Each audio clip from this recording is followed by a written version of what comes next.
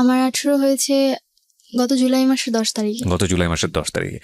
So 18 বছর মানে ধরে নেওয়া হচ্ছে যে শি ইজ অ্যাডাল্ট এবং তার বিচার বুদ্ধি করার ক্ষমতা আছে এবং সেই জায়গাটা থেকে সে সমাজের অনেক রিয়েলিটিকেই ফেস করতে পারে। তোমার নাম কি? আমার নাম সুভা আক্তার। সুভা আক্তার, এবং এটা তোমার অরিজিনাল নাম না, আমরা শুরু দিয়ে বলে নিয়েছি। এটা এই কারণেই বলছি যে সুভা এবং ওর ভয়েস এই দুটো যদি অন্য কারোর সঙ্গে মিলে যায় সেটা অবশ্যই আমি বারবার বলবো যে this is not real thing, কারণ আজকের স্টোরিটা অনেক সেন্সিটিভ এবং এই দুটোই এখানে পরিবর্তন করা হয়েছে। সো ওর রিয়েল পরিচয় সব কিছুই আমরা গোপন রাখছি। অ্যান্ড মোস্ট ইন্টারেস্টিংলি ওর কিছু স্ন্যাপ মানে ছবি আমরা আমাদের ইউটিউবে দেবো, এছাড়া তেমন করে কোথাও আসবে না। আমাদের ইউটিউবের ঠিকানা হচ্ছে www.youtube.com/DFM904। আমি আবারও বলছি www.youtube.com/DFM904। ঢাকা FM 90.4 নামে চ্যানেলটি আছে, ওখানে গিয়ে আপনি অবশ্যই সাবস্ক্রাইব করে নোটিফিকেশন অন করে রাখুন। আমরা অনুষ্ঠান চলাকালীন সময় যে কোনো সময় পুরো অনুষ্ঠানটি ওখানে আপলোড করব। ওকে, এবং সেখানে আমাদের সুভার কিছু ছবি ওখানে থাকবে। জন্ম জেলা কোথায় তোমার? আমার ঢাকাতেই। ঢাকাতেই তুমি জন্ম হয়েছো, এখানেই বড় হয়েছে? হ্যাঁ। ওকে, ঠিক আছে, শুরু করো। তুমি কেন ফিল করলা, তার আগে বলো তো, আমি তোমার স্টোরিটা কিছুটা জানি, কেন ফিল করলা যে এই ধরনের গল্প তুমি সিক্রেটসে এসে বলবা? আমি এই কারণে বলতে চাচ্ছি যে আমাদের সমাজে এমন অনেক মেয়ে আছে যাদের পরিবারে এরকম অনেক ঘটনা ঘটছে, কিন্তু সবাই কিন্তু বলতে পারছে না। রাইট। আবার অনেক সময় হ্যাঁ, আবার অনেক সময় হচ্ছে যে অনেকে জিনিসগুলো ফেস করে মেনে নিচ্ছে, আবার অনেকে খারাপ পথ বেছে নিচ্ছে। সো তার চেয়ে যদি কেউ আমার কথাটা শুনে নিজের বুদ্ধি খাটিয়ে যদি কোনো ভালো কিছু করে, অন্তত তার জীবনে কিছু পরিবর্তন আসতে পারে। সো তুমি এই পার্সপেক্টিভ থেকে এটা বলছো। এখানে একটা বিষয় অবশ্যই খেয়াল রাখবেন প্রিয় শ্রোতা, ও যে বিষয়টা নিয়ে আজকে এখানে এক্সপ্লোর করতে যাচ্ছে এটা অত্যন্ত সাহসী একটা পদক্ষেপ আমি বলবো, কিন্তু এটা থেকে আসলে বের হওয়ার জন্য কোনো রিমেডি আছে কিনা সেটা আমরা পুরো স্টোরিটা শোনার পরে সবাই মিলে ডিসকাস করতে পারি। চলো শুরু করো একেবারে ছোটবেলা থেকে, যেখান থেকে তুমি বলতেছো। আমরা ব্যাকগ্রাউন্ডে থাকো প্রথমে। আমার আজকে 18 বছর বয়স। আমি ছোটবেলা থেকে বড় হয়েছি ঢাকাতেই। আমার জন্ম হবার 3 মাস পর আমার বাবা বাইরে চলে যায়। জি। দেন 3 বছর। তুমি কি বড় সন্তান? হ্যাঁ, আমি আমার ফ্যামিলির বড়। কয় ভাই বোন তোমরা? আমরা 3 ভাই বোন, আমি সবার বড়। আমার ছোট 2 ভাই আছে। ওকে। তো বাবা চলে যায়, তো তখন আমি অবশ্যই ছোট ছিলাম। আমার মুখে যতটুকু শোনা যে আমি বাবা আর মায়ের দিক থেকে খুব সেন্সিটিভ ছিলাম। আমার বাবার একটা ছবি ছিল বাসায়, আমি আমার বাবার ছবি ছাড়া কাউকে বাবা বলতাম না। ওকে। এমনকি আমার চাচা ছিল, কাকা ছিল, তারাও অনেক সময় চেষ্টা করতো তাদেরকে বাবা বলানোর জন্য, কিন্তু আমি কখনোই বলতাম না। আমার বাবার ছবি দেখেই বলতাম যে উনি আমার বাবা। অ্যান্ড 3 বছর পর যখন আমার বাবা বাইরে থেকে আসে, সৌদি আরবে ছিল, যখন আসে তখন আমার বাবার গাল ভর্তি দাড়ি ছিল। অ্যান্ড 3 বছর আগে সে যেমন ছিল বা আমার ছবিতে যেরকম ছিল সেরকমটা ছিল না। দেন আমার মা আমার বাবাকে পরিচয় করে দেয় যে আমি আমার বাবা উনি। তো স্বাভাবিক আমরা মায়ের মুখে শুনেই জানি যে ইনি আমার বাবা, বা আমাদের সাথে যাদের পরিচয় করে দেবে তারাই তাদেরই আমার পরিচয় ভাবে চিনি। তো আমি আমার বাবার ছবি দেখে তার সাথে যখন ফেস মিলাই, দেন আমার কাছে ভালো লাগে না, অ্যান্ড ফেস মিল ছিল না, অ্যান্ড ছোট ছিলাম বুঝিনি। অ্যান্ড আমি তাকে বাবা বলে মেনে নিইনি। শুধু তাই নয়, আমি কখনো তাকে বাবা বলে ডাকতামও না। দেন ধীরে ধীরে যখন আস্তে আস্তে বড় হতে লাগলাম, তখন তার ফেসের সাথে বুঝতে লাগলাম যে না, উনি আমার বাবা। দেন মেনে নিয়েছি। অ্যান্ড আমাদের ফ্যামিলিটা খুব ভালোই ছিল। আমি আমার ফ্যামিলির ব্যাপারে কখনোই কোনো কিছু জানতাম না, অ্যান্ড আমি এই ব্যাপারে কখনো কোনো কিছু জানার চেষ্টাও করতাম না। আমার এই ব্যাপারে কোনো আগ্রহ ছিল না, কজ ফ্যামিলিতে সবাই একজন আরেকজনের দায়িত্বে থাকে, কিন্তু তবুও কিন্তু একটা ব্যক্তিগত ব্যাপার বলতে কিছু থাকে। দেন আমাকে ছোটবেলা থেকে আমি প্লে, নার্সারি, কেজি এগুলো আমি আমাদের এলাকার একটি স্কুলে পড়েছি। দেন পরবর্তীতে আমাকে আমার এলাকার বা ডালাতুন নার্সারি স্কুলে ভর্তি করানো হয়েছে। আমি ওখানে পড়াশোনা কন্টিনিউ চালিয়েছি। যখন আমার যখন আমি 7 উঠি, স্বাভাবিক বয়সের খাতিরে মানুষ কিন্তু ভুল করে। তো আমার আব্বু আম্মু আমার সাথে খুব খারাপ আচরণ করে। খারাপ আচরণ করে বলতে কি ঘটনা? খারাপ আচরণ বলতে আমার গায়ে হাত তুলে। কি ছিল ঘটনা? কেন গায়ে হাত তুলে? রিজনটা ছিল যে আমি কেন রিলেশন করছি। কি রিলেশনটা তুমি পড়লে কিভাবে? কি হয়েছে? পড়েছি, আমাকে প্রপোজ করে। ক্লাস 7 এ থাকতে কি প্রপোজ করে? 7 এ থাকতে আমার পাশের বাড়িতে ছিল একজন ভাড়া থাকতো। তো সে আমাকে যখন প্রপোজ করে, তো আবেগের বশে তাকে আমি যখন অ্যাকসেপ্ট করি, আমাদের রিলেশনে যখন 14 দিন, তখন ফ্যামিলি জানতে পারে। একটু থামাচ্ছি আমি। সেটা হচ্ছে যে পাশের বাড়িতে যে ছিল ও কোন ক্লাসে পড়তো? পড়াশোনা করতো না। ও কি তোমার চেয়ে বয়সে অনেক বড় ছিল? হ্যাঁ, বড় ছিল বয়সে, পড়াশোনা আরো 2-3 বছর আগে ছেড়ে দিয়েছে। আচ্ছা, অ্যান্ড জব করতো, তোমার চেয়ে বয়সে অনেক বেশি অনেক বড়। বেশি বড় ছিল। আচ্ছা, সে তোমাকে প্রপোজ করে? হ্যাঁ। আচ্ছা, তো যখন আমি অ্যাকসেপ্ট করি, আব্বু আম্মু আমাকে তেমন কিছু বলেনি, জাস্ট তোমার আব্বু আম্মু জানলো কিভাবে আব্বু বিষয়টা? আম্মু জানতে পেরেছে আমি আব্বুর ফোন দিয়ে কথা বলছিলাম। আচ্ছা, দেন আব্বুর ফোনে নাম্বারটা ছিল, অ্যান্ড রাতের বেলা সে চাচ্ছিল যে আমার সাথে দেখা করবে। আচ্ছা, অ্যান্ড আমার মনে খুব ভয় ছিল, তো আমি ফোনটা সাইলেন্ট করে আমার বালিশের নিচে রেখে ঘুমিয়ে পড়েছিলাম। ওকে, দেন হঠাৎ করে আব্বু ঘুম থেকে উঠে দেখে যে বাইরের লাইট জ্বলছে, অ্যান্ড আব্বুর ফোন কাছে নি। যখন সে আমার বালিশের নিচে ফোনটা দেখে, রিসিভ করে ফোন, তো আমি ওখান থেকে, আব্বু কোনো কথা বলে না, কিন্তু অপর সাইড থেকে কথা আসে যে তুমি আমার সাথে দেখা করবে, আর তা নাহলে তোমার সাথে আমার ব্রেকআপ। ওকে, এই ধরনের কথা আসে। হ্যাঁ। ওকে, তো পরে এই কথাটা শোনার পর আব্বু খুব রেগে যায়, অ্যান্ড আমাকে ওই দিন খুব মারে, অ্যান্ড আমার পড়াশোনাও অফ করে দিতে চেয়েছিল, কিন্তু আম্মু কোনোভাবে হয়তো বা আমার পড়াশোনা বাবা এর আগে কি তোমার কখনো গায়ে হাত তুলেছে? না, ওই ফার্স্ট টাইম। ওই ফার্স্ট টাইম তোমাকে কিভাবে বাবা, এগুলো খেয়াল করবেন কারণ this is a very important thing. বাবা তোমার কাছে অনেক প্রিয় এবং অনেক রেসপেক্টেড একটা জায়গায় ছিল কি? ওকে, সো তোমাকে বাবা ওই ঘটনা জানার পরে তোমাকে বাবা কি করেছে আমাকে আমাকে প্রথমে 2-3টা থাপ্পড় মারে। জিজ্ঞেস করেনি যে কি হয়েছে হ্যাঁ, ঘটনাটা? আমাকে জিজ্ঞেস করেছিল, দেন আমাকে বলার কোনো স্কোপ দেয়নি। আমি কিছু বলার আগে উনি আমাকে মারতে শুরু করে। অ্যান্ড তোমার ওই সময় ফিলটা কি ছিল যে যখন এরকম একটা ঘটনা, তোমার ক্লাস 7 বয়স, খুব বেশি হলে 12 থেকে 13, তোমার বাবা এটা জেনে গেছে এবং তুমি তো নিজে থেকেই ভয় পাওয়ার কথা? হ্যাঁ, আমি খুব ভয় পেয়ে গিয়েছিলাম, অ্যান্ড আমি বলছিলাম যে আব্বু আমার কথাটা শোনো, আমি সরি যে আমি ভুল করছি, অন্তত আমার কথাটা শোনো। তারপরে তার একটাই কথা ছিল, কেন তুমি ফোন ধরবা আর কেন বা তুমি কথা বলবা। ওকে, অ্যান্ড যে ঘরে যে মাটি খোঁড়ার জন্য শাপলগুলো থাকে, আমরা যেগুলোকে বলে থাকি, জি, তো আব্বু আমাকে ওটাতে অনেকক্ষণ মারে, অ্যান্ড আমার হাত পা কেটে যায়। তো শাবল দিয়ে মারে তোমাকে? হ্যাঁ, আচ্ছা, আর ওটা মানে রড জাতীয় ছিল, যার কারণে হাত পা কেটে গিয়েছিল।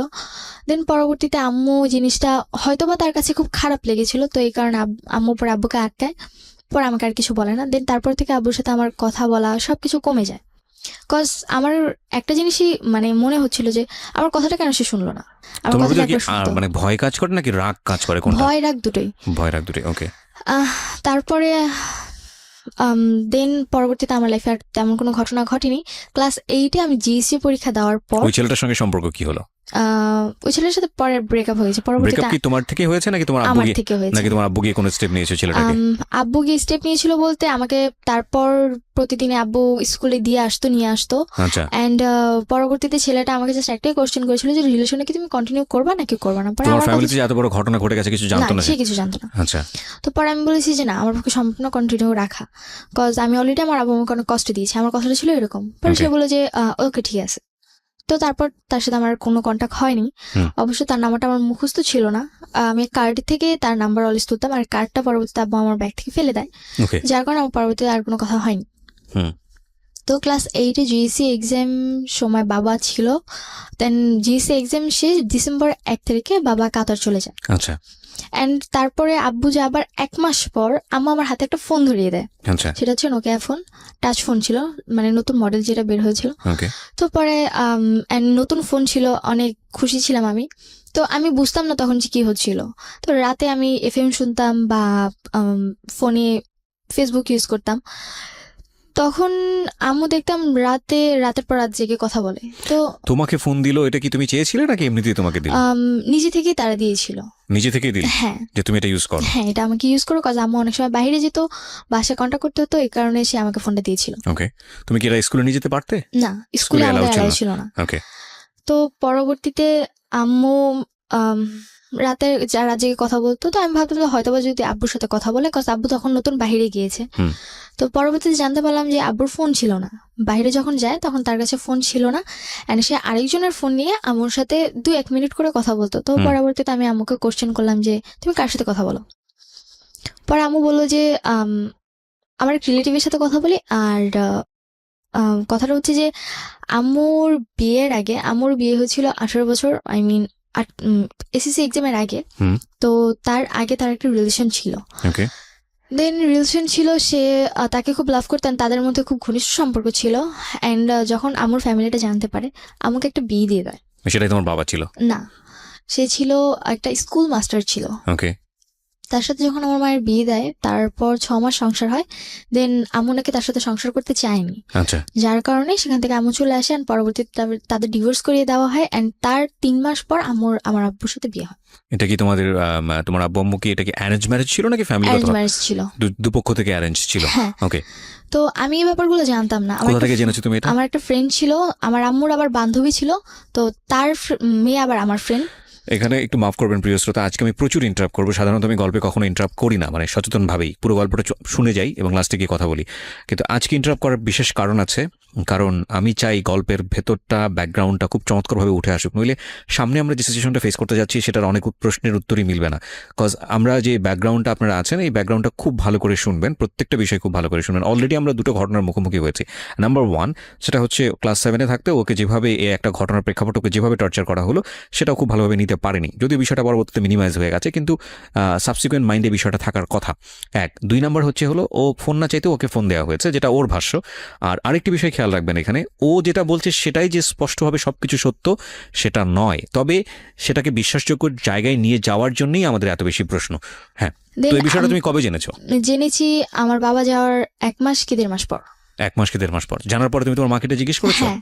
আচ্ছা, তো আমি যখন আমার ফ্রেন্ডের আম্মুর মুখ থেকে কথাটা শুনি আমি মানে অবাক হয়ে যাই যে how is that possible. And আমি ছোটবেলা থেকেই বিয়ে করা বা একজনের সাথে ফিজিক্যাল করা বা আরেকজনের সাথে করা এই জিনিসগুলো আমার খুব অপছন্দনীয় ছিল। আমি এগুলো কখনোই পছন্দ করতাম না। তো পরবর্তীতে আমার মানে খুব খারাপ লাগে যে আমি এমন একটা মায়ের মেয়ে, তবুও মানে এটা মনে হয়েছিল যে না এখন হয়তো বা আমার মা খুব ভালো হয়ে গেছে বা সে হ্যাপি আছে আমার বাবাকে তুমি নিয়ে। কি করলে জানার পরে? জানার পর আমি বাসায় আসছি, সেদিন আমি আম্মুকে কিছুই বলি না। পরের দিনটা ছিল ফ্রাইডে, তো আমার স্কুল অফ ছিল। আমি ঘুম থেকে উঠছি ওই দিন 10টার দিকে, অ্যান্ড উঠার পর আমার মানে মন মানসিকতা অতটা ভালো ছিল না। অ্যান্ড আম্মু আমাকে বকাবকি করতেছিল যে কেন তুমি এত লেট করে ঘুম থেকে উঠছো, আর এত লেট করে কেউ ঘুম থেকে উঠে পড়াশোনা করো না, শুধু বাইরে আড্ডা মারো, আবার ফোন নিয়ে সারাক্ষণ টিপাটিপি করতে থাকো, কেন তুমি এগুলো করছো? তো পরবর্তীতে আমি আম্মুকে কোশ্চেন করলাম যে একটা সময় তো তুমি এগুলো করছো।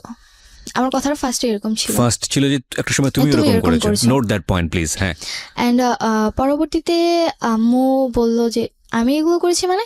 তো আম্মু তখন রুটি বানাচ্ছিল, হাতে বেলুন ছিল।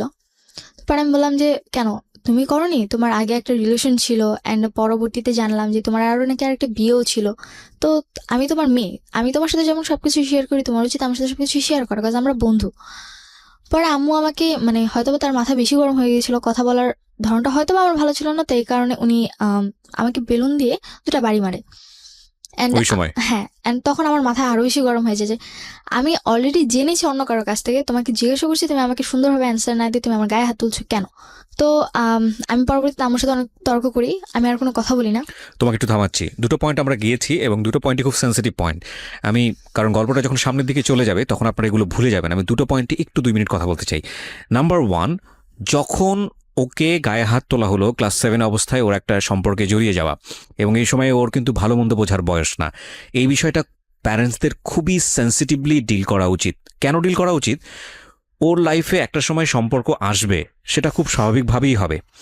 ওকে প্রথমেই যদি এই ধরনের একটা ধারণা দিয়ে দেওয়া হয় তাহলে স্বাভাবিকভাবেই অন্য কোনো যখন পরিণত বয়সে একটা সম্পর্ক আসার কথা তখন ওর মাথার মধ্যে কিন্তু এই জিনিসটা কাজ করবে, যেটা খুব খারাপ জিনিস, এবং ওইটা তো স্বাভাবিক হতে পারবে না। এটা একটা। আরেকটা বিষয় যেটা যে এতে হিতে বিপরীত হতে পারে, মানে ওর গায়ে যেভাবে হাত তোলা হয়েছে তাতে করে কিন্তু খুব রাফ ডিসিশন নিয়ে ফেলতে পারে, কারণ বয়সটা খুবই ইয়াং বয়স। তো সেই জায়গাটা থেকে ওকে ডিল করা উচিত ছিল খুব সফটলি, যেটা প্যারেন্টস করেননি। মায়ের ভুলটা দেখেন, ও হ্যাঁ এটা এখানে ওরও একটা ভুল আছে, সেটা হচ্ছে যে যখন ওর বান্ধবীর মায়ের কাছ থেকে বিষয়টা জানলো, ওর উচিত ছিল মাকে এসে জিজ্ঞেস করা যে মা এরকম ঘটনা ঘটেছে কিনা। খুব স্বাভাবিকভাবেই একটা সন্তান ওই বয়সে সে ভালো মন্দ বোঝে না, তার খারাপ লাগাটা খুব স্বাভাবিক, কারণ যেহেতু ওর স্বাভাবিকভাবেই এই জিনিসটাকে প্রেজেন্ট করা হয়েছে, কিন্তু ও সেটা করেনি। এবং এর প্রেক্ষাপটে ওর মা এসে যেই ব্যবহারটা করলো সেটা আরও ভয়ানক রকমের ভুল। একটা জিনিস আমরা হয়তো অ্যাকসেপ্ট করে নিলাম, যেহেতু ওর বয়স ছোট এবং ও যেহেতু বিষয়টা বোঝেনি, ও এসে ও মাকে ওইভাবে বলতে পারেনি, সে কারণে সে খুব রাফলি জিনিসটাকে প্রেজেন্ট করেছে। কিন্তু ওর মার উচিত ছিল বিষয়টা ওর কাছ থেকে খুব সুন্দর করে জেনে তারপর ওকে খুব সুন্দর করে বুঝিয়ে দেয়া। আমরা যেই প্রযুক্তির যুগে বসবাস করি সেখানে আমাদের সন্তানেরা আমাদের অতীত জানবে না, এটা হতেই পারে না।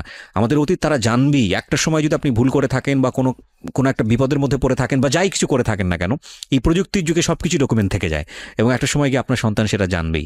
সুতরাং সেটার জন্য আপনার একটু প্রিপেয়ার থাকা উচিত যে আপনি বিষয়টাকে কত সফটলি আপনি আপনার সন্তানকে খুব সুন্দর করে জিনিসটা বোঝাবেন, যাতে করে তার মানসিকভাবে কোনো ধরনের সে বিপর্যয়ের মুখে না পড়ে।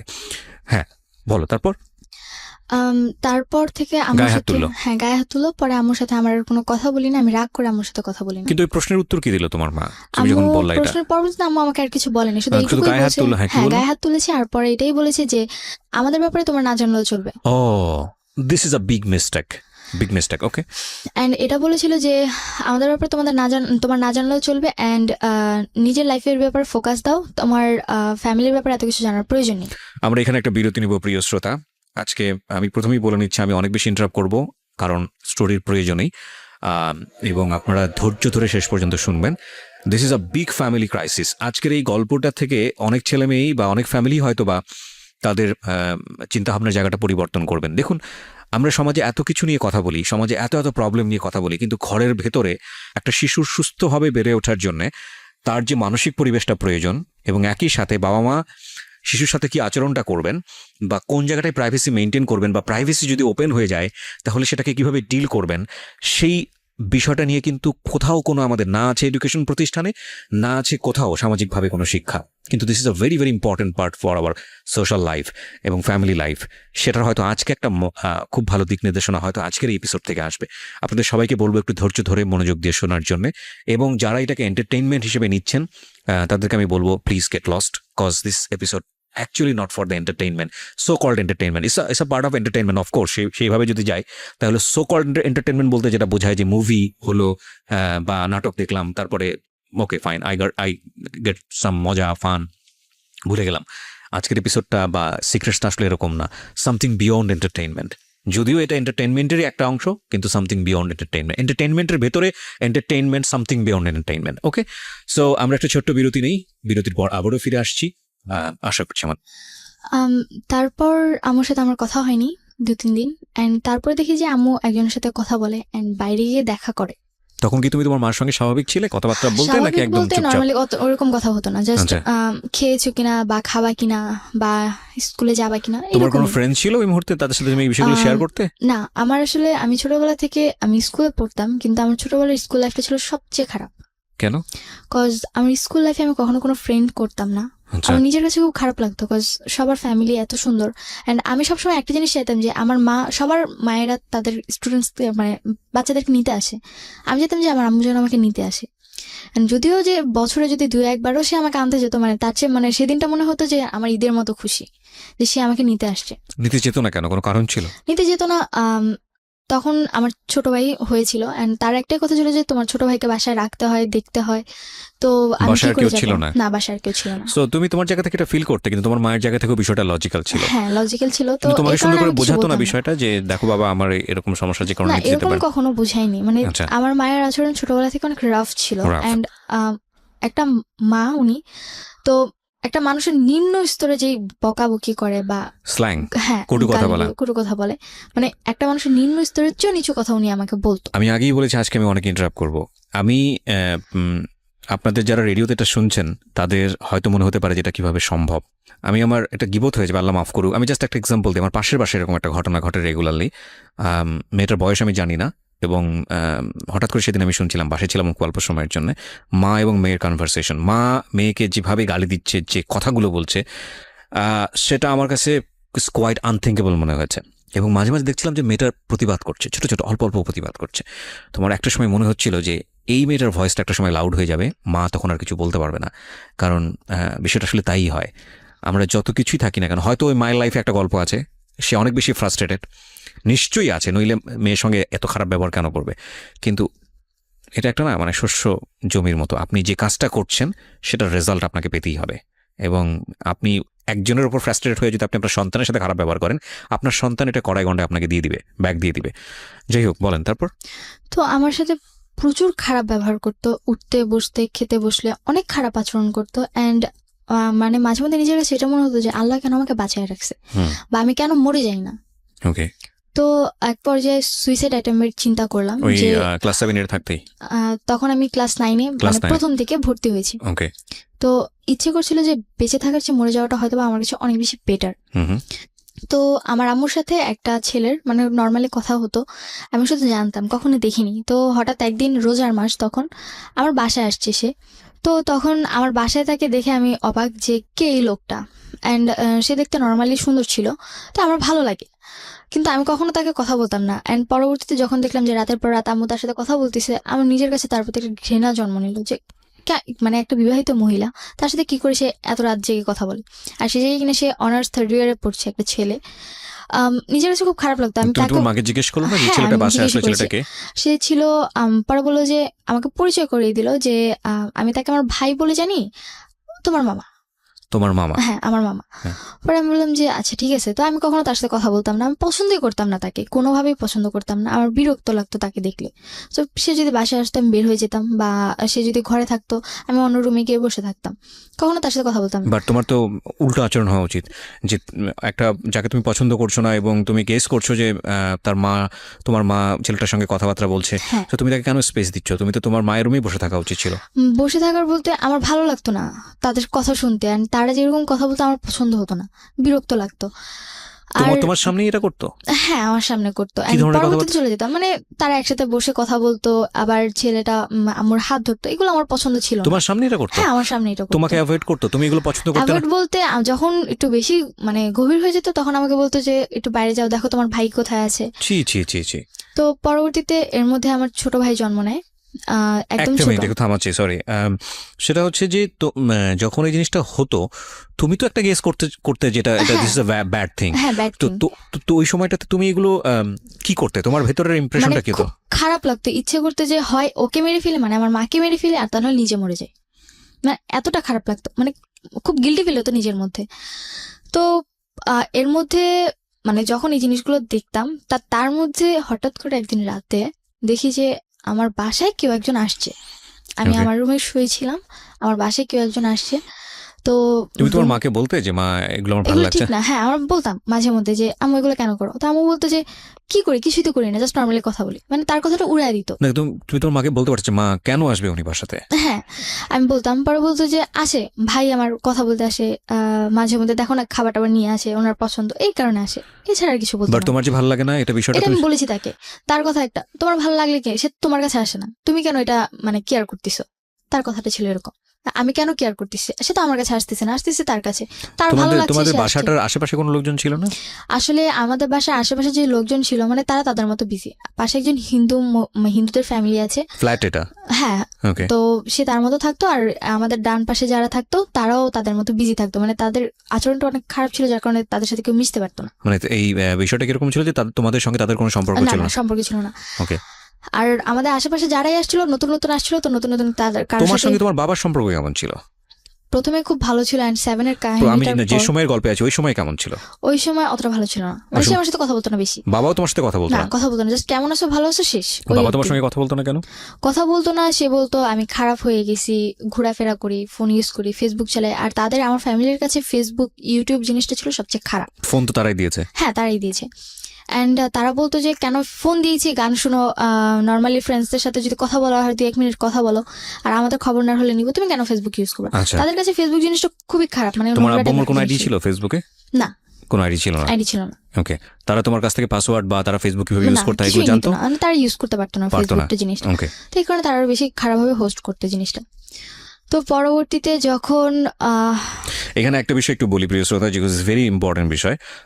সেটা হচ্ছে যদি আপনার সন্তান কখনো এরকম ফেসবুক ইউজ করে আপনি এটাকে স্টপ করতে পারবেন না। যদি স্টপ করেন তাহলে যেটা হবে যে সে গোপন করে অন্য কিছুই ব্যবহার করে আপনাকে ধরা দেবে না।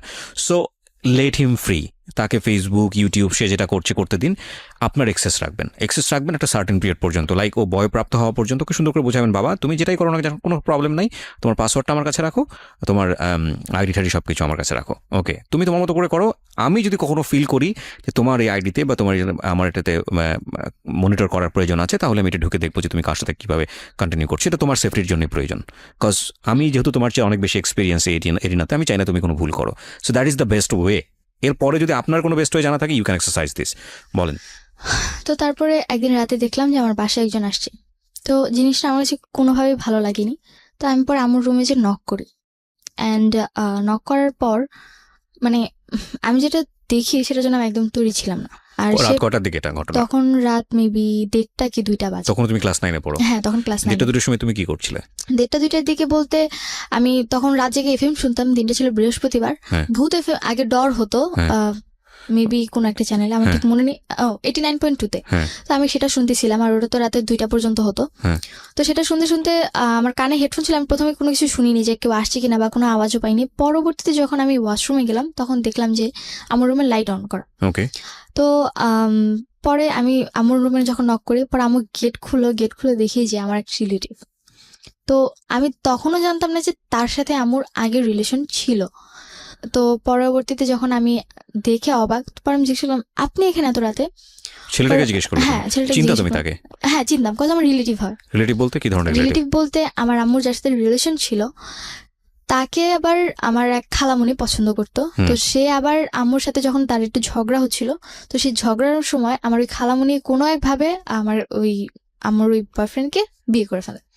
ওকে, বাট ওই সময়ে তুমি যাকে দেখলে তাকে তুমি আগে থেকে চিনতে কিনা? হ্যাঁ, আগে থেকে চিনতাম। আগে থেকে কিভাবে চিনতে? বিকজ খালামণির সাথে কয়েকবার আমাদের বাড়িতে আসছে, তো সেভাবে আমি। খালামণি মানে কি আপন খালামণি ছিল নাকি? আপন না, একটু দূরের। তোমার মায়ের বান্ধবী ছিল? না, আমার আম্মুর খালার মেয়ে। তোমার আম্মুর খালার মেয়ে, সেই মেয়ের হাজবেন্ড হচ্ছে এটা? হ্যাঁ। ওকে, তোমার আম্মুর খালা। তো খালা মানে কি আপন খালা? না, সেটাও দূরের।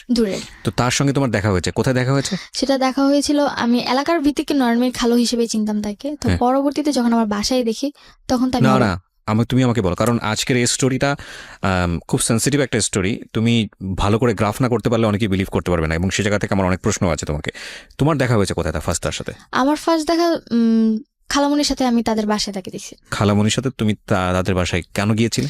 ছোটবেলা ছিলাম, তার ছেলে ছিল আমার বয়সী, তো তাদের সাথে খেলতাম। তো একদিন গেছি, আমি খালামণির হাজবেন্ডকে কখনোই দেখিনি, বিকজ সে বাইরে ট্যুর দিয়ে জব করতো। তো ওই দিন যখন আসে, তো তার সাথে ছোটবেলা তার সাথে একবার আমার দেখা হয়েছিল। অ্যান্ড উনি একটা কারখানায় জব করতো যেখানে কিনা পেন্সিল তৈরি করতো। অ্যান্ড উনি আমাকে একবার পেন্সিল গিফট করেছিলেন, তারপরেই আমি তাকে চিনি। ওকে, সো এটা কি তোমার বাসার আশেপাশে ছিল? এটা আমার বাসা থেকে কিছু দূরে ছিল। তোমরা যেখানে থাকতে তার 7 মিনিটের রাস্তা। ওকে, ফাইন। তারপর তো দেখার পর আমি অবাক। অ্যান্ড দেখলাম যে তার ড্রেস আপ চেঞ্জ, মানে একটা মানুষ ড্রেস আপ স্বাভাবিক, কারো বাসায় আসলে আমরা যেরকম ড্রেস আপ পরে আসতে দেখি, উনি সেরকম ছিল না। আমার বাবার ড্রেস আপ পরা ছিল। তোমার রুমে, তোমার মায়ের রুমে তোমার বাবার ড্রেস পরা? হ্যাঁ, আই মিন রাতে যা পরে ঘুমায় মানুষ, মানে নাইট ড্রেসটা। ওকে। তো পরবর্তীতে আমি যখন আস্ক করলাম, পরে মানে তোমার 2 ভাই কই ছিল? আমার 2 ভাই ঘুমোচ্ছিল তোমার মায়ের রুমেই? হ্যাঁ, আমার রুমে, আর আমি আলাদা রুমে ঘুমাতাম। ওদের বয়স কত ছিল তখন? আমার বয়স, তোমার 2 ভাইয়ের বয়স? আমার 2 ভাইয়ের একজনের বয়স ছিল মেবি 4 বছরের মতো, আরেকজন একদমই ছোট, কি 6-7 মাস। তোমাদের রুম কটা ছিল বাসায়? বাসায় 3 রুম ছিল। বাসায় 3টা রুম ছিল, একটাতে তোমার মা থাকতো ভাইদেরকে নিয়ে, হ্যাঁ, আরেকটাতে তুমি থাকতে, আরেকটা রুম খালি ছিল, একটা রুম গেস্টের জন্য বা খালি ছিল। ওকে, হ্যাঁ। তো পরবর্তীতে যখন আমি দেখলাম, আমার মাথা প্রচন্ড পরিমাণে গরম হয়ে যায়, কেন তিনি তার সাথে এত রাতে মিট করবে। এন্ড আমি আম্মুর সাথে খুব খারাপ আচরণ করি, ঝগড়া করি ওই সময়, তখনই তার সামনেই ঝগড়া করতে থাকি। এন্ড পরবর্তীতে সে যখন এই জিনিসগুলো দেখে, চেঁচামেচি হতে থাকে, আশেপাশে মানুষও চলে আসতে পারে, এই ভয়ে উনি ড্রেস আপ চেঞ্জ করে চলে গেছে। ওই সময় বের হয়ে গেছে। বাই দ্য ওয়ে, তুমি যে বাসায় থাকতো, বাসার গেটম্যান ছিল না? গেটম্যান না, আমাদের বাসা, মানে আমাদের বাসাটা ছিল এরকম যে আমার রুম ভিতরে, তারপর একটা মাঝখানে রুম, তারপর আমার রুম, আমি আবার বাইরের রুমে ঘুমাতাম। তোমার কয় তলায় থাকতে? তালা বলতে আমাদের তালা সিস্টেম নেই, মানে একতলাই, সবকিছু টিন সেট, মানে তালা সিস্টেম, একতলা, উপরে ছাদ, মানে পুরো বাসাটাই ছাদ ঢালাই করা একতলা বাসা। ওকে, বাসায় কোনো গেটম্যান ছিল না? ওকে। তো গেটে তালা দেওয়া সবকিছু আমি করতো। পরে যখন চলে গেছে, এন্ড আমার কাছে খুব খারাপ লাগে। এন্ড আমি কেন, মানে আমার খালার সাথে, কাদের? আম্মুর নামে লেখা। এটা কি তোমার বাবা বানিয়েছে নাকি তোমার? আমার নানুর জমি ছিল, পরে আম্মুকে দিয়েছে। বাড়িটা তোমাদের? হ্যাঁ, আশেপাশে যে ভাড়া থাকে তাহলে তোমাদের ভাড়াটিয়া দ্বারা? আশেপাশে ভাড়া বলতে বাড়িটা আমাদের, আশেপাশে যারা থাকে তারাও তাদের মতো বাড়ি গেল। ওকে, ফাইন, ঠিক আছে, সিনারিওটা বুঝতে পারছি আমরা। তারপর? হ্যাঁ, তো আমার কাছে খুবই খারাপ লাগে। এন্ড এই জিনিস, মানে আমি তার সাথে, আমার খালুর সাথে কেন খারাপ আচরণ করি, এর জন্য আমার গায়ে হাত তুলে। ওই সময় তখন ওনার সামনেই করে নাকি যাওয়ার পরে? উনি যাওয়ার পরে, হ্যাঁ। তো প্রচুর গায়ে হাত তুলে। আমি সহ্য করতে না পারে লাস্ট মোমেন্টে আমি আমার মুখে ধাক্কা মারি, যে তোমার লজ্জা করে না, এত রাতে একটা লোক নিয়ে এসে তুমি থাকতিছো, আবার তুমি আমার গায়ে হাত তুলতিছো। তো আম্মু যে এক ধরনের থাকে, মানে যে ডাল ঘুটটায় যে ইয়াটা থাকে, ডাল ঘুটনি, তো ওইটাতে আমার গায়ে হাত তুলে। অ্যান্ড আমার প্রচুর রাগ হয় যে কেন আমার গায়ে হাত তুলবে, এই যে ওই সময় আমার তোমার কি ভাইরা সেটা কি? কোথায় ছিল? আমার ভাইরা ঘুমোচ্ছিল তখন। তখনও ঘুমোচ্ছে? হ্যাঁ, তখনও ঘুমোচ্ছিল। আচ্ছা, তারপর যখন আম্মু আমার গায়ে হাত তুলে, মানে আমি চিৎকার চেঁচামেচি করতেছিলাম, দেন আমার বড় মানে আমার মেঝো যে ভাইটা আছে ও উঠে যায়, উঠে প্রচুর ভয় পেয়ে যায় এত রাতে কি হচ্ছে। তো ও আবার খাটের কর্নারে চলে যায়। তো ও আবার আমার ছোট ভাইটাকে কোলে নিয়ে সাইডে গিয়ে বসে থাকে। ছোট জন তো ছোট ছিল, ওকে কোলে নিয়ে বসেছিল সাইডে। অ্যান্ড আমার সাথে খুবই খারাপ আচরণ। অ্যান্ড আম্মু আমাকে মারতে মারতে একবার আমার জামা ছিঁড়ে ফেলে। ওকে, জামা ছিঁড়ে আমাকে ঘর থেকে বের করে দেয়, যে বাড়িতে তোর থাকার দরকার নেই, যে মেয়ে কিনা মাকে বুঝবে না, মার প্রবলেম বুঝবে না, সেই মেয়ের এই বাড়িতে থাকার দরকার নেই, তুই বাসা থেকে বের হয়ে যা। ওকে। একদিকে আমার জামা ছিঁড়ে গেছে, খুবই খারাপ অবস্থা। এত রাতে কি করে আমাকে বাসা থেকে বের করে দেয়, আমার আরো খারাপ লাগে। আর আমি বাইরে কান্না করতে থাকি। পরে 6টার দিকে ভোর, তখন আমাকে ঘরে ঢুকায়। কটার সময় বের করতে তোমাকে? আমাকে বের করে দেয় তখন মেবি 2:30 বাজে, 2:30 কি 3টার দিকে। ওই 3টার সময় বের করে দিলে তুমি কোথায় ছিলে? বাইরে, গেটের বাইরে দাঁড়িয়েছিলাম। দাঁড়িয়েছিলে মানে 3 ঘন্টা তুমি ওখানে দাঁড়িয়েছিলে? হ্যাঁ, ওখানে দাঁড়িয়েছিলাম। অ্যান্ড এর মধ্যে আশেপাশে কোনো লোকজন ছিল না? আশেপাশে ভোরবেলা এত রাতে তো কেউ থাকে না। তো আমি বাইরে আমাদের যে পিড়াটা ছিল ওখানে বসেছিলাম আমি। তো আম্মু সারা রাত আমাকে মানে কোনো কথাও বলে না, অ্যান্ড রুমের ভিতরে থাকে। পরে আমাকে 6টার দিকে ঘরে ঢুকায়। ঘরে ঢুকানোর পর আমি আম্মুর সাথে আর কোনো কথাই বলি না, একদমই কোনো কথা বলি না, আমি আমার রুমে চলে যাই। তো Can you imagine the situation? Who is right, who is wrong? That is not my point. Point is, বাসায় এরকম একটা ঘটনা ঘটেছে। আমি এই মেয়েটার কথা চিন্তা করছি। আমি বলছি না তার মা রাইট অর রং, আপনারা আপনাদের জায়গা থেকে চিন্তা করবেন। এই মেয়েটা 3টা পর্যন্ত ক্লাস 9-এ পড়ুয়া একটা মেয়ে। যখন অ্যাডোলেসেন্স পিরিয়ড চলে একটা মানুষের, অ্যাডোলেসেন্স পিরিয়ড একটু মারাত্মক বয়সন্ধিকাল, খুবই সেন্সিটিভ একটা টাইম ব্যক্তিত্ব বিকাশের জন্য। এই মেয়েটাকে রাত 3টার সময় বাসা থেকে বের করে দেওয়া হয়েছে এবং সে গেটে 3 ঘন্টা ওখানে বসেছিল। তারপরে বাসায় ঢুকলে ওই বাসাটা তার কাছে কি পিসফুল মনে হবে না জাহান্নাম মনে হবে, এটা আপনি একটু ফিল করার চেষ্টা করেন। ওকে, তারপর যখন ঘরে ঢুকি, তো আমি আম্মুর সাথে আর কোনো কথা বলি না। তো পরের দিন আম্মু সকালবেলা মানে নাস্তা বানায়, খাওয়া দাওয়া করে চলে যায়, মানে আম্মুর রুমে তালা মেরে চলে যায়। তো আমি ঘুম থেকে উঠি 11টার দিকে, উঠে দেখি যে আম্মুর রুম তালা মারা। অ্যান্ড আমি আমার রুমে, আমার জামা কিন্তু অলরেডি ছিঁড়ে আছে, অ্যান্ড চেঞ্জও করতে পারিনি আমি। আম্মু আমাকে জাস্ট গেট খুলে স্কুল দিয়েছে। ছিল না? হ্যাঁ, স্কুল ছিল, স্কুলে যাওয়া হয়নি। ওকে। তো আমার চেঞ্জ করতে আমি আমার রুমেও যেতে পারিনি। আমার রুমে আমার ড্রেস আপ যা ছিল, তো আমি আমার রুমে জাস্ট শুয়েছিলাম। কি করব কিছু বুঝতে পারতেছিলাম না। তার উপর রাতে এত কাহিনী গেছে, খুব ক্ষুধাও লাগছে আমার তখন। তো তখন এই জিনিস মানে কান্না করতেছিলাম, চিন্তা করতেছিলাম যে কেন আমি এই ফ্যামিলিতে জন্ম নিয়েছি, আমি কেন মরে যাই না। তো পরবর্তীতে আম্মুর সাথে ওই যে কথা বলতো, তা আম্মু তাকে নিয়ে আমার বাসায় আসে। ওই যে ছেলেটার সঙ্গে কথা বলতো সেই ছেলেটা তোমাদের বাসায়, ছেলেটার নাম কি ছিল? ওই ছেলেটার নাম ছিল রাসেল। ওকে। তো ছেলেটার নাম ছিল রাসেল। অ্যান্ড ও আম্মুর সাথে বাসায় আসে। অ্যান্ড আসার পর পরবর্তীতে যখন আম্মু তাকে সবকিছু বলে, অ্যান্ড বলার পর আমার ছোট 2 ভাইকে আমার নানু বাসায় রেখে আম্মু তাকে নিয়ে আমার বাসায় আসে। ওকে। অ্যান্ড আসার পর তাকে বলে যে তুমি যা মেয়েকে বুঝাও। রাসেলকে বলে হ্যাঁ, তোমাকে বোঝানোর আমাকে নিয়ে জন্য? মেয়েকে বুঝাও। তো আমি তো নর্মালি তাকে দেখতে পারতাম না, সহ্য করতে পারতাম না, বিরক্ত লাগতো তার আমার প্রতি। তো তারপর সে বলে যে কি হয়েছে তোমার, কেন তুমি আমার সাথে এরকম খারাপ আচরণ করতেছো। সে আমার রুমে আসার আগে একটা ড্রেস নিয়ে আসে, তো আমি পরে চেঞ্জ করি, তারপর তার সাথে কথা বলি। অ্যান্ড সে আমাকে এমন কিছু জিনিস বুঝায় যে না, তারপর থেকে তার সাথে আমার একটু ভালো লাগা শুরু। তুমি ড্রেস চেঞ্জ করো মানে তার সামনে তুমি ড্রেস চেঞ্জ না, করো? তার সামনে করিনি। সে আমাকে দরজার ফাঁক দিয়ে ড্রেস দিছে, আমি নিয়ে চেঞ্জ করেছি, তারপর তার সাথে কথা বলেছি। ওকে, মানে তোমার অবস্থা এমন ছিল যে তুমি তোমার ড্রেসটা এমন ভাবে ছিঁড়ে ছিল যে তোটা মানুষের সামনে যাওয়ার মতো না। সামনে যেতে পারবো না। ওকে। তো পরবর্তীতে আম্মু মেবি তাকে অনেক কিছু বলেছে। সে কি বলে? সে এসে বলে যে দেখো, মানুষের লাইফে অনেক ভুল হয়ে থাকে, অ্যান্ড তুমি কিছু মনে করো না, তোমার আম্মু যা করছে ভুলে যাও, আর এরপর থেকে কখনো করবে না, আর তুমি তোমার আম্মুর সাথে নর্মাল হয়ে যাও। ওকে, মানে সে অ্যাপোলজি করে তোমার আম্মুর প্রেক্ষাপটে? হ্যাঁ। তো পরে আমি বললাম যে সে কেন এগুলো করতেছে, আমার তো ভালো লাগে না, অ্যান্ড আমি তো পড়াশোনা করতেছি, সে কেন এগুলো বুঝে না, আমিও তো খারাপ হয়ে যেতে পারি তার এই জিনিসগুলো দেখে। পরে সে বললো যে কেন, তুমি তো বুঝো তাই না, তুমি তো একেবারেও বাচ্চা না, তোমার অলরেডি 13-14 বছর বয়স, তো বুঝো যেহেতু তুমি খারাপ হবে না, এটা আমার তোমার প্রতি বিশ্বাস। আর আমি এটা মনে করি যে তোমার আম্মু যা করছে এরপর থেকে আর কখনো করবে না। সে আমাকে গ্যারান্টি দেয় যে আর কখনো করবে না। তো হয়তোবা সে আম্মুকে বুঝায় যে না, আমি অনেক আপসেট আছি বা অনেক খারাপ মোমেন্টস আছি, তো এই কারণে সে বলে যে বাইরে ঘুরতে নিয়ে যাবে।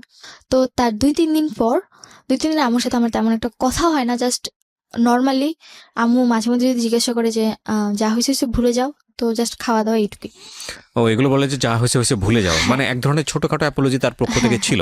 হ্যাঁ। ওকে, এবং তুমি বুঝতে পারছিলে যে মা খুব খারাপ একটা কাজ করেছে। হ্যাঁ কাজ করেছে, আর যেহেতু সে বলেছে ভুলে যাও, তো আমি ভাবলাম যে হয়তো বা ভুলে যাওয়াটাই বেটার।